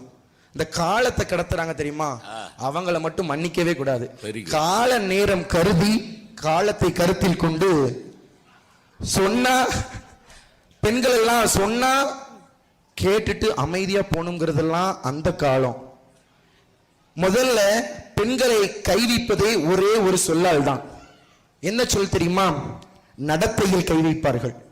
அந்த நடத்தையில கை வச்சாங்கன்னா எதிர்த்து கேள்வி கேட்டு, நீ என்ன கேள்வி கேட்கிறன்னு சொல்லி எதிர்த்து கேள்விகளை எழுப்பி தன்னைத்தானே நிரூபித்துக் கொண்டிருக்கக்கூடிய காலம் இந்த காலம்.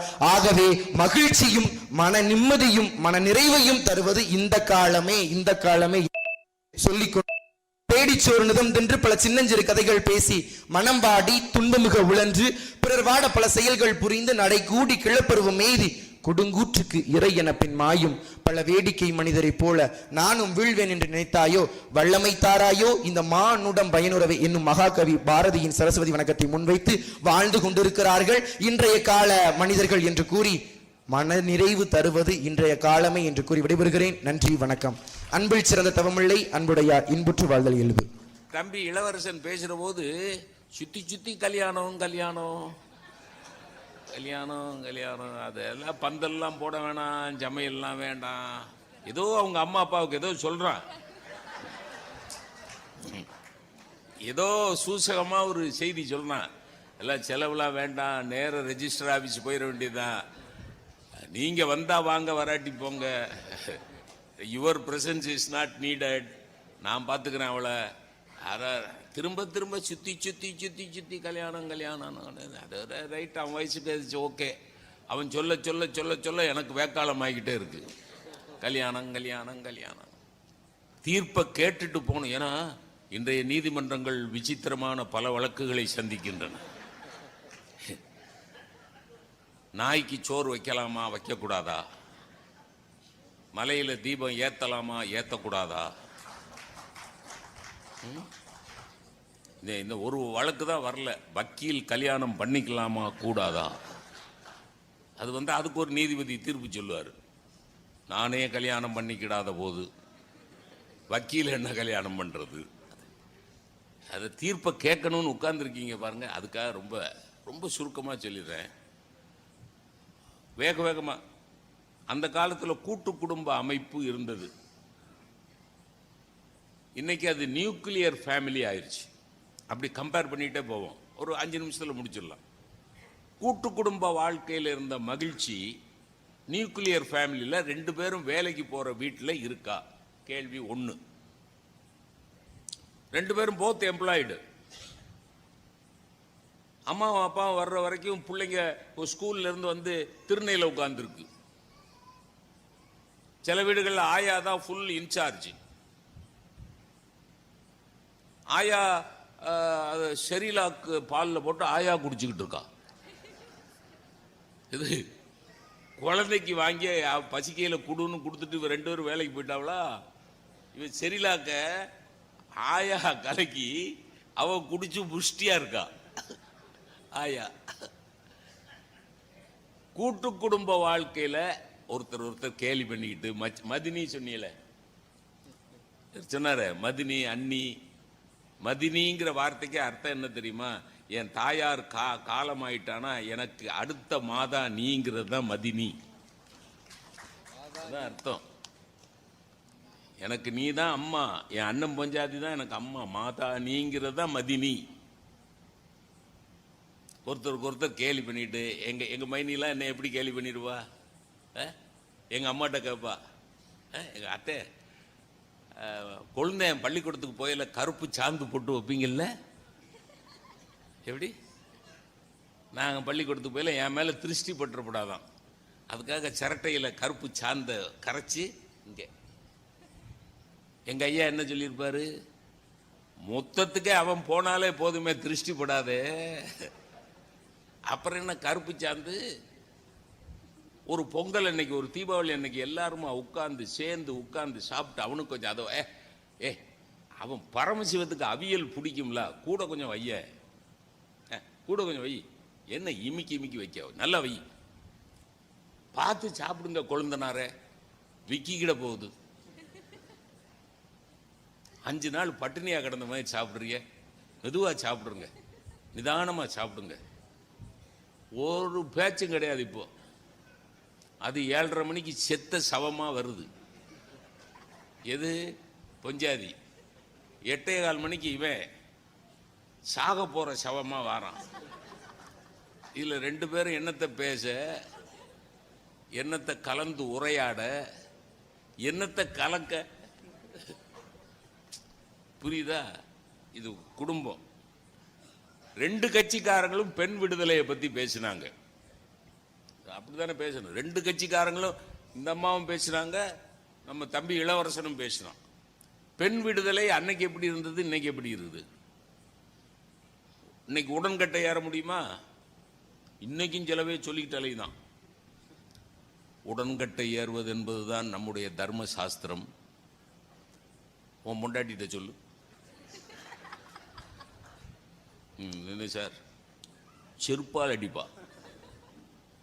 நீ பத்திரிகைக்கு பேட்டி கொடுக்குறீல, உடன்கட்டை ஏறுவது தான் தர்ம சாஸ்திரம், அந்த சாஸ்திரத்தை கடைப்பிடிக்க வேண்டும்னு பேசுறீல, உன் பஞ்சாயத்திட்ட சொல்லு. நான் செத்துட்டேன்னா அவன் பஞ்சாயத்து சொல்ல, என்னால தான் ஜாவ போற. உடன்கட்ட கிட்டன உடனே நீ கட்ட, எப்படி உடல் கட்ட, அப்படி இப்படி ஏதாவது பேசல, உடனே நீ கட்ட. பாலிய விவாகம் முடியும், நீங்க அரெஸ்ட் பண்ணி உள்ள வச்சிருவான். கணவனை இழந்த பொண்ணு மறுமணம் பண்ணிக்கலாமா கூடாதா? அன்னைக்கு சார் 7 வயசு 5 வயசு பெண்ணுக்கு 7 வயசு பையல கல்யாணம் பண்ணி வச்சிருவான் சார். அவன் அடுத்த வருஷம் ஏதோ நோயில 7 8 9 வயசுல செத்து போவான். 7 வயசு பொண்ணு 70 வயசு வரைக்கும் வாழ்ந்தானா, 7 வயசு பொண்ணு 70 வயசு வரைக்கும் வாழ்ந்தானா எப்படி வாழணும்? எத்தனை வருஷம்? 63 வருஷம் சார். மொட்டை அடிச்சு வெள்ளைச்சேலை கட்டிக்கிட்டு பொட்டு வைக்காம நகை வைக்காம கல்யாணம் காட்சிக்கு போகாம நல்லது பொல்லதுல கலந்துக்காம ஒரு ஜீவனை வாழ வச்சு வதச்சிருக்கான் சார். இன்னைக்கு பேசுவ அரெஸ்ட் பண்ணி உள்ள வச்சிருவான். அதான இந்த 2 பேரும் கொந்தளிக்கிறாங்க. பெண் விடுதலை எவ்வளவு பெரிய வளர்ச்சி, இவ்வளவு பெரிய வளர்ச்சி. ஆனா ஒரு சிக்கல் இருக்கு. அந்த பெண் விடுதலையை சரியா புரிஞ்சுக்கிட்ட பெண்கள் எத்தனை பேர்? அது சொல்லணும்ல. அதை மறைச்சிரு. ஏர்போர்ட்டுக்கு முட்டுக்கு மேல டவுசரை போட்டுக்கிட்டு ஜீன்ஸை போட்டுக்கிட்டு, ஜீன்ஸ்னா கூட பரவாயில்ல, இந்த இவ்வளவுண்டு போட்டுக்கிட்டு தலையை விரிச்சு போட்டுக்கிட்டு ஏர்போர்ட்டுக்கு. நான் சிங்கப்பூர் போறதுக்கு என் பேத்தியோட உட்காந்துருக்கேன். என் பேத்தி கேட்கா, இந்த அக்கா இங்க தான் குளிக்குமாங்க. எங்க? ஏர்போர்ட்ல. இந்த அக்கா, தாத்தா இந்த அக்கா இங்க தான் குளிக்க வந்திருக்கோ, ஏன்னா குளிக்கிற ஸ்டைல்ல தான் வந்திருக்காவோ. இதுக்கு கேட்டோம்னா என்ன? உடை என் உரிமை. எது? உடை என் உரிமை. உன் பார்வையை திருத்திக்கொள். யார்? நான் கண்ணாடியை கழட்டிட்டு தான் பார்க்கணும். கண்ணாடியை கழட்டிட்டா எங்க பார்க்க தெரியாதுல. புரியுதா இல்ல சொல்றது? அப்போ பெண் விடுதலை இருக்கு, கான்செப்ட் ஓகே, இம்ப்ளிமெண்டேஷன் புரிஞ்சுக்கிட்ட விதம். காதலன் ஒருவனை கைப்பிடித்து அவன் காரியம் யாவிலும் கை கொடுத்து, பாரதி சொன்ன பெண் விடுதலை. காதலன் ஒருவனை கைப்பிடித்து அவன் காரியம் யாவிலும் கை கொடுத்து, அதை விட ரொம்ப முக்கியம், மாதர் அறங்கள் முன்பினை காட்டிலும் மாண்புறச் செய்து வாழ்வமடி. அதுக்கு அர்த்தம் என்ன தெரியுமா? கண்ணகியை விட, திரௌபதியை விட, சீதையை விட அறம் காப்பவர்களாக நாங்கள் இருப்போம், நாங்கள் தான் புதுமை பெண்கள்னு பாடினவன் யாரு? பாரதி. மாதர் அறங்கள் முன்பினை காட்டிலும் மாண்புறச் செய்து வாழ்வமடி, அதான் புதுமை பெண். புரிஞ்சுக்கிட்டீங்களாங்கிறது தான் கேள்வி. புரிஞ்சுக்கிட்டீங்களா? கல்வி அன்னைக்கு இருந்ததோட இன்னைக்கு, அன்னைக்கு நான் படித்த காலத்தில் என்ன, Tamil, English, science, maths, social science, அவ்வளோதான். இதை நான் படித்தது 500 மார்க் எஸ்எஸ்எல்சி. அதில் 326 மார்க் வாங்கினேன், ஹையஸ்ட் மார்க். 500க்கு 326 highest mark. உடனே தியாகராஜர் ஆர்ட்ஸ் காலேஜில் பியூசியில் இடம் கொடுத்தாங்க. இன்னைக்கு ஹெவி சிலபஸ். என் பேத்தி +2 படிக்கிறா. இவ்வளவு தண்டி புஸ்தகம் ஒரு 30-40 வச்சிருக்கா. டெய்லி அதில் தான் படுத்து தூங்குறான். அப்படியே தூங்குறான். படிக்குது. Syllabus is heavy, equally mind is also heavy. புரியுதுங்களா? அன்னைக்கு எங்க மைண்ட் எல்லாம் ஃப்ரீயா இருந்தது. Education was not a burden, education was not costly. கல்வி வியாபாரமாகவில்லை அந்த காலத்தில். இன்னைக்கு பிளே ஸ்கூல்ல சேர்க்கணும்னா 3 லட்சம் கொடுங்கிறான். பிளே ஸ்கூல்ல நான் என் பேரனை கொண்டு போய், நானும் என் மனைவியும் பேரனை கொண்டு போய் சேர்க்கறதுக்கு போனோம். பிளே ஸ்கூல் மேடம் வந்து Abirami madam, MA MPhil PhD Abirami principal. பள்ளிக்கூடத்து பேரு அபிராமி இன்டர்நேஷனல் ஸ்கூல். அபிராமி என்னைக்கு இன்டர்நேஷனல் ஸ்டேட்டஸ் அடைஞ்சான்னு எனக்கு தெரியல. ஆனால் Abirami international school, Abirami principal, என் பேரனுக்கு பிளே ஸ்கூலில் இடம் கொடுங்கன்னா 3 லட்சம் ரூபா கேட்குறாங்க.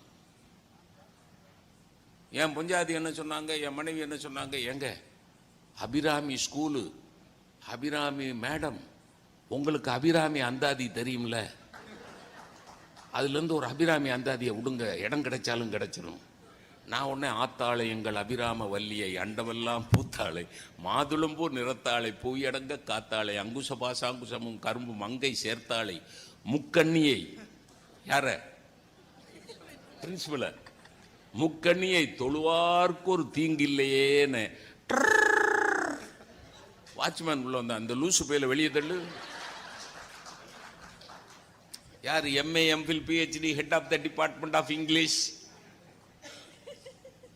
லூசு பையில வெளியே தள்ளுட்டான். அன்னைக்கு கல்வி வியாபாரமாகாமல் கல்வி கனிவாக இருந்தது, இன்னைக்கு பாரமாக இருக்கிறது. அன்னைக்கு அத்தனை பாடங்கள் அடி. எங்க வாத்தியாரெல்லாம் அடிச்சாருன்னா 7 நாளைக்கு காது ஜுவ்வுன்னு இருக்கும். இன்னைக்கு பஞ்சாயத்து ஸ்கூல்ல ஒரு வாத்தியார் 2-3 நாளைக்கு முன்னாடி கையை தூக்கி இருக்காரு. 3ஆம் கிளாஸ் படிக்கிற போய் அடிங்க அடிங்க சார், சார் சரியான ஆம்பளையா இருந்தா அடிங்க சார், அடிங்க. அடிச்சிங்கன்னா குடும்பம் தெருவுக்கு வந்துடும். அவர் அப்பவும் வெள்ளந்தியா யார் குடும்பம்டாங்கிறார். யார் குடும்பம்? உம்ம குடும்பம் தான். அடிச்சுட்டு நீ பொழைச்சிருவ, அடிக்க முடியாது. எங்க காலத்து சார், நான் பெருமையா சொல்றேன், எங்க வாத்தியாரும் எங்க அப்பாவும் அடிச்ச அடிதான் சார் எம்ஏ பட்டம், என்னோட எம்ஃபில் பட்டம். எங்க வாத்தியார் அடிச்சாருன்னா எங்க அப்பாட்ட வந்து சொல்ல மாட்டேன் சார். இன்னைக்கு குழந்தைங்க ஒத்தைக்கு ஒத்த குழந்தையா வச்சிருக்காங்க, ஒத்தைக்கு ஒத்த குழந்தையா வச்சிருக்காங்க. அந்த குழந்தைய யாராவது டீச்சர் அடிச்சிட்டாங்கன்னா உன்னை வந்து daddy my miss has man handled me. Miss எப்படிடா மேன் ஹேண்டில் பண்ணா? Miss can only woman handle. How can miss man handle? என்னை அடிச்சுட்டாங்கன்னா ஒன்று அப்பாவும் அம்மாவும் போய் என் புள்ள ஒத்தைக்கு ஒத்த புள்ள கருவேப்பிலை கொத்து மாதிரி வச்சிருக்கேன், அந்த பிள்ளைய நீங்க கை நீட்டி எப்படி அடிக்கலாம்? I will go to the court. நான் என்னை அடிச்சா எங்க அப்பாட்ட வந்து சொல்ல மாட்டேன். ஏன் தெரியுமா? ஏன்? எங்க அப்பாவும் தூக்கி போட்டு மிதிப்பாரு, எங்க அப்பா என்னை போட்டு அடிப்பாரு. என்ன சொல்லி அடிப்பாரு தெரியுமா? அதான் முக்கியம். அந்த காலத்துக்கு இந்த காலத்துக்குள்ள வித்தியாசம். என்ன சொல்லி அடிப்பார் தெரியுமா? படிச்ச வாத்தியார் நீ தப்பு பண்ணாம அடிப்பாரா? அதான் முக்கியம். அப்ப வாத்தியார் படிச்சவர். இன்னைக்கு வாத்தியார் படிச்சவர் தான், ஆனா போக்சோ சட்டத்தில் கைதாகிறார். இது இல்லையா? என்ன சார் இருக்கா இல்லையா? டெய்லி வருது சார். ஆசிரியருங்கிறவன் யார் சார்? குற்றத்தை நீக்குகிறவன் தான் ஆசிரியன். ஆசிரியன் குரு அப்படின்னா இருளை போக்குகிறவன். இருளை போக்குகிறவனே இருட்டா இருந்தா எப்படி சார்? கல்வி போச்சு. பக்தி கூட்டம் கூட்டமா போறான். பச்சை வெட்டியை கட்டிட்டு போறான், சிவப்பு வெட்டியை கட்டிட்டு போறான், கருப்பு வெட்டியை கட்டிட்டு போறான், கூட்டம் கூட்டமா போறான். அந்த காலத்துல பக்திக்கு ஞானசம்பந்த பெருமான் தேவாரத்தில் எப்படி பக்தி செய்யணும்னு சொன்னார் தெரியுமா? காதலாகி கசிந்து கண்ணீர் மல்கி ஓதுதல், அதான் பக்தி. கரன்னு கண்ணீர் வரணும், மனம் கசியணும், அதான் பக்தி. இன்னைக்கு நம்ம தென்காசி கோயிலை சுத்தி ஐயப்பமாரு சாவம் ஏய் சாவம் ஏய், அவரு ஐயப்பனை யோசிக்கிறாரு, யாரு என்னடா ரவுடிய கூப்பிடுற மாதிரி கூப்பிடுறாங்க சார், சாமியே அப்படின்னா என் உடம்பு அப்படியே புல்ல இருக்கணும் சார், அதான் சார் பக்தி. அதான் பக்தி. இன்னைக்கு சாமியை சாமியோ. அந்த காலத்தில் குறவும் குறத்தி தான் அப்படி கூப்பிடுவாங்க. அது சொன்னா சண்டைக்கு வந்துடுவான், சாதியை சொல்லிட்டான்னு. அது சொல்றது அப்படிதான் சொல்லுவோம். பக்தி. சமையல் பூரா கேட்ஜெட்ஸ். விறகடுப்புல சமைச்ச சமையல், மண்பானையில் சமைச்ச சமையல்ல உள்ள ருசி குக்கர்ல வரமாட்டேங்குது. அந்த ஃப்ரிட்ஜுன்னு ஒன்று கண்டுபிடிச்சான் பாருங்க, அந்த பையில நடு ரோட்டில் வச்சு அடிக்கணும். 7 நாளைக்கா ஒரே குழம்பு. கணவன் கேட்குறான், இன்னைக்கு என்ன குழம்பு? குழம்பு என்ன குழம்புன்னு கேட்டா, குழம்பு 7 நாளைக்கு முன்னாடி வச்சது, இது என்னன்னு கண்டுபிடி. அவன் எல்லாம் சயின்டிஸ்டா, இது என்ன குழம்புன்னு கண்டுபிடில. அன்னைக்கு பாட்டி ரசம் வச்சான சார், 15 பேருக்கு சமைப்பா சார், கையில் இப்படி உப்பு அள்ளி அப்படி போட கரெக்டாக இருக்கும் சார் உப்பு. எங்கள் ஆச்சி 15 பேருக்கு சமைப்பா கூட்டு குடும்பத்தில். சும்மா அப்படி குத்து மதிப்பா அப்படி எடுத்து பாப்பா, இத்தனை பேருக்கு இவ்வளவு ரசம், இதுக்கு இவ்வளவு உப்பு. இன்னைக்கு அது என்ன ஃபோனு, இந்த செல்ஃபோன் வச்சுக்கிட்டு சமைத்து பார். அது அவன் தெளிவாக தான் சொல்லியிருக்கான். சாப்பிட்றாத, என்ன சமைச்சு பார், சாப்பிட்றாத. அவ சமைச்சு வச்சிருக்கா, அப்படியே மேலோட்டமா பார்த்துட்டு உயிர் பயம் இருந்ததுன்னா ஓடி போயிரு, செவித்து பார்.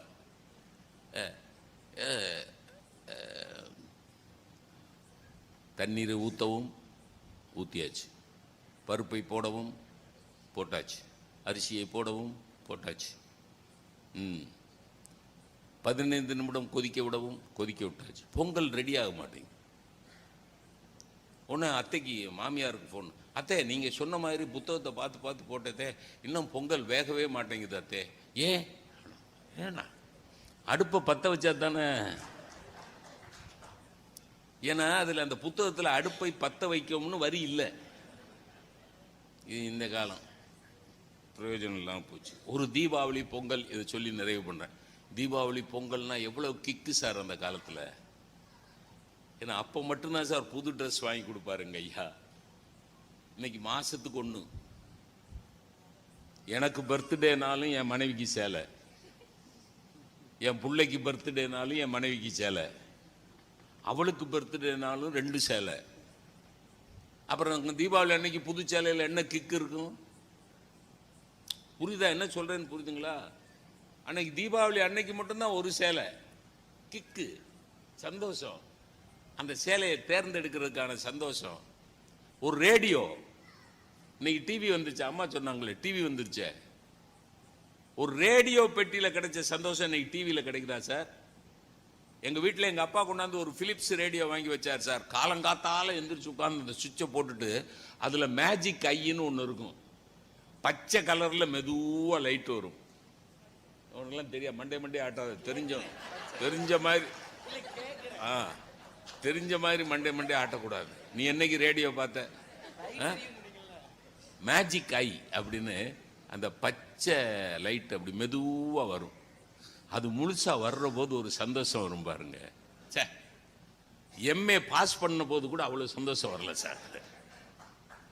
அதே மாதிரி அந்த நியூஸ் கேட்டா நியூஸ் மட்டும்தான் காதுல கேட்கும். இப்ப டிவியில நியூஸ் வாச்சா பாதி நியூஸ் கூட புரிய மாட்டேங்குது. அவ போட்டிருக்க லோலாக்கு, அவ போட்டிருக்க மூக்குத்தி, யார் அந்த நியூஸ் வாசிக்கிறவ கட்டியிருக்க சேலை, இதெல்லாம் பெண்கள் சைடு. ஆண்கள் நியூஸ் வாசிக்கிறவளே சூப்பர். அப்புறம் நியூஸுக்கு எங்க போக? நியூஸ் போன மாதம் வாசிச்ச அம்மா அளவுக்கு இவ இல்லையே, சரியில்லை, செலக்ஷன் சரியில்லை. போச்சா? அன்னைக்கு ஒளியும் என்னமோ சாதாரண தினம் சினிமா வந்து இந்த பொண்ணு நாங்கள் தினம் சினிமா பார்க்குறோம். அன்னைக்கு ஒரு வெள்ளிக்கிழமை ஒளியும் ஒரு ஞாயிற்றுக்கிழமை ஒரு சினிமாவுக்கு தொண்ணாந்துட்டு கிடந்தீங்க. வார்த்தை என்ன? தொண்ணாந்துட்டு கிடந்தீங்க. அதுல இருந்த கிக் இன்னைக்கு இருக்காமா? அந்த ஒளியும் வெள்ளிக்கிழமை அன்னைக்கு போய் அதுக்காக ஓடி ஆடுவோம். வெளியில போயிருந்தா வீட்டுக்கு ஓடி ஆடுவோம் கேட்கறதுக்கு. பினாக்கா கீத் மாலா ரேடியோல இந்தி பாட்டு, மொழி புரியாது ஆனா இசை புரியும், மொழி புரியாது இசை புரியும். ரசிச்ச காலம் அது போச்சு. அப்புறம் செல்போன் வந்து சார், செல்போன்ல நன்மை இருக்கு சார், எத்தனையோ நன்மை இருக்கு. ஆனா நன்மையை விட தீமை அதிகமா இருக்கா இல்லையா? அதான் கேள்வி. நீங்க ஒரு ஹாப்பி பொங்கல் அடிச்சிடறான். பொங்கல் அன்னைக்கு இந்த கிரீட்டிங் கார்டு தேடி அலைவோம் பாருங்க. பொங்கல் வாழ்த்துக்கு அட்டை தேடி அலைஞ்சு அந்த போஸ்ட்மேன் பொங்கல் அன்னைக்கு எத்தனை அட்டை கொண்டாடுறாருன்னு பார்க்கறதுக்காக காத்து கிடந்த போது கிடைச்ச சந்தோஷம் ஹாப்பி பொங்கல்னு போடுற மெசேஜில் கிடைக்க மாட்டேங்குது சார். அதுலயும் ஹாப்பின்னு HAPPY போட மாட்டேங்கிறாங்க, HBY.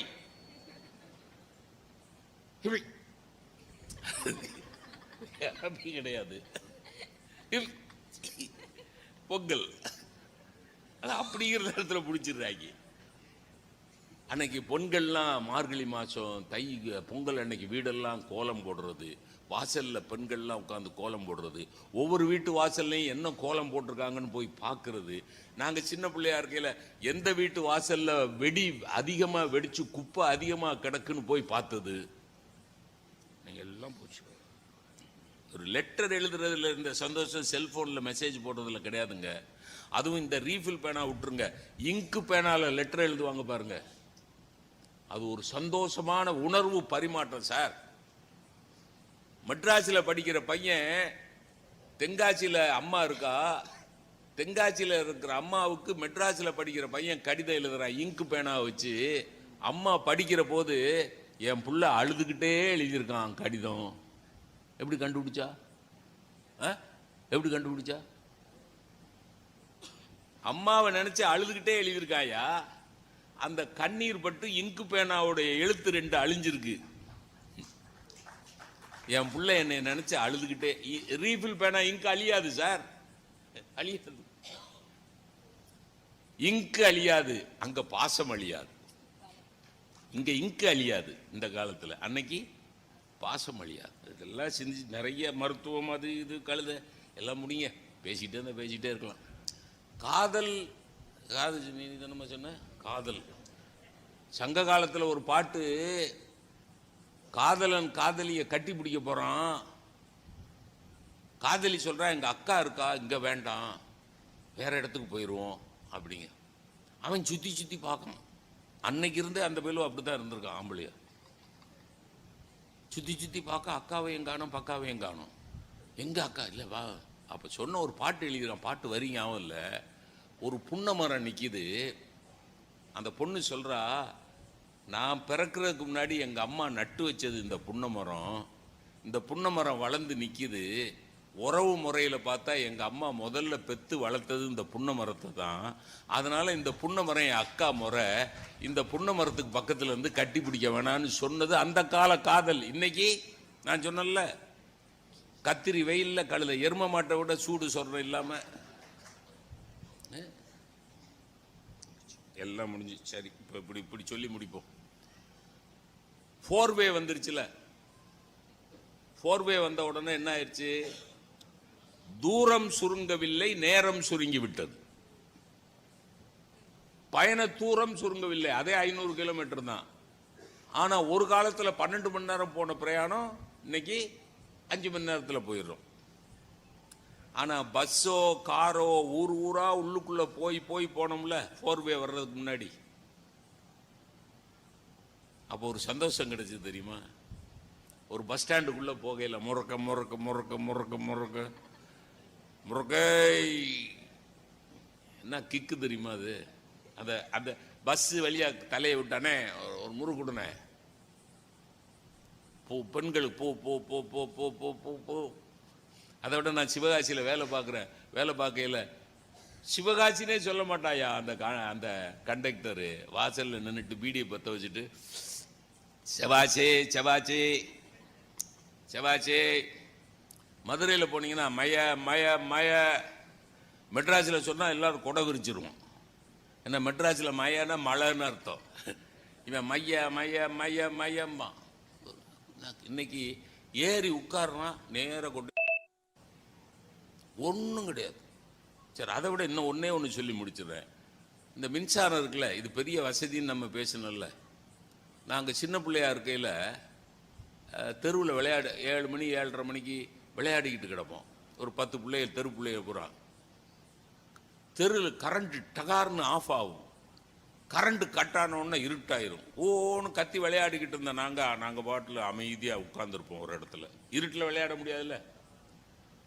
ஒரு 10 நிமிஷம் கழிச்சு கரண்ட் வரும். என்ன செய்வோம்னு நினைக்கிறீங்க?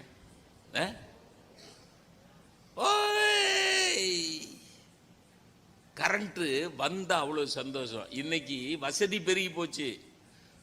கரண்ட் இப்படி போனா வீட்டில் இன்வெர்டர் இருந்தா, கரண்ட் போனா இன்வெர்டர் இருந்தா உடனே கரண்ட் வருது. புரியுதுங்களா? இருட்டு உடனே விலகி விடுகிறது, ஆனால் அதில் இன்பம் இல்லை. இருட்டாக இருந்து வெளிச்சம் வருகிற போதுதான் இன்பமாக இருந்தது. புரியுதுங்களா? இதாங்க தீர்ப்பு. அப்ப இந்த காலத்தில் ஒண்ணுமே இல்லைன்னு சொல்லி தீர்ப்பு சொன்னா அது எப்படிங்க சரியா வரும்? அப்படின்னா 2 தலைப்பு போட வேணாம்ல. அதில் ஒரு காம்ப்ரமைஸ் பண்ணுவோம். என்ன காம்ப்ரமைஸ்னா, மனிதனுக்கு மூளையாலும் மகிழ்ச்சி கிடைக்கும், மனதாலும் மகிழ்ச்சி கிடைக்கும். அறிவு மகிழ்ச்சி தானே, அறிவு மகிழ்ச்சி தானே, நாலேஜ் இஸ் பவர். அப்போ மனிதனுக்கு மூளையால் மகிழ்ச்சி, அந்த மகிழ்ச்சி இந்த காலம், மனதால் மகிழ்ச்சி கிடைத்தால் அந்த மகிழ்ச்சி அந்த காலம். மனதால் கிடைத்த மகிழ்ச்சி அந்த காலம், மூளையால் கிடைக்கிற மகிழ்ச்சி இந்த காலம். ரெண்டையும் நம்ம விலைக்கிற முடியாது. நமக்கு மூளையும் வேணும், மனமும் வேணும். நமக்கு வாடிய பயிரை கண்ட போதெல்லாம் வாடினேன் என்று சொன்ன வள்ளலாரும் வேண்டும். பயிர்களுக்கு உயிர் இருக்கிறது என்று கண்டுபிடித்த ஜெகதீஷ் சந்திர போஸும் வேண்டும். வள்ளலார் அந்த காலம், ஜெகதீஷ் சந்திர போஸ் இந்த காலம். பெரியோர்களே, மனதாலும் மூளையாலும் கிடைக்கக்கூடிய மகிழ்ச்சிகளை பக்குவப்படுத்துவோம், பரிமாறிக்கொள்வோம். புத்தக திருவிழாவின் மூலமாக எல்லோரும் இன்புற்றிருப்போம். நன்றி.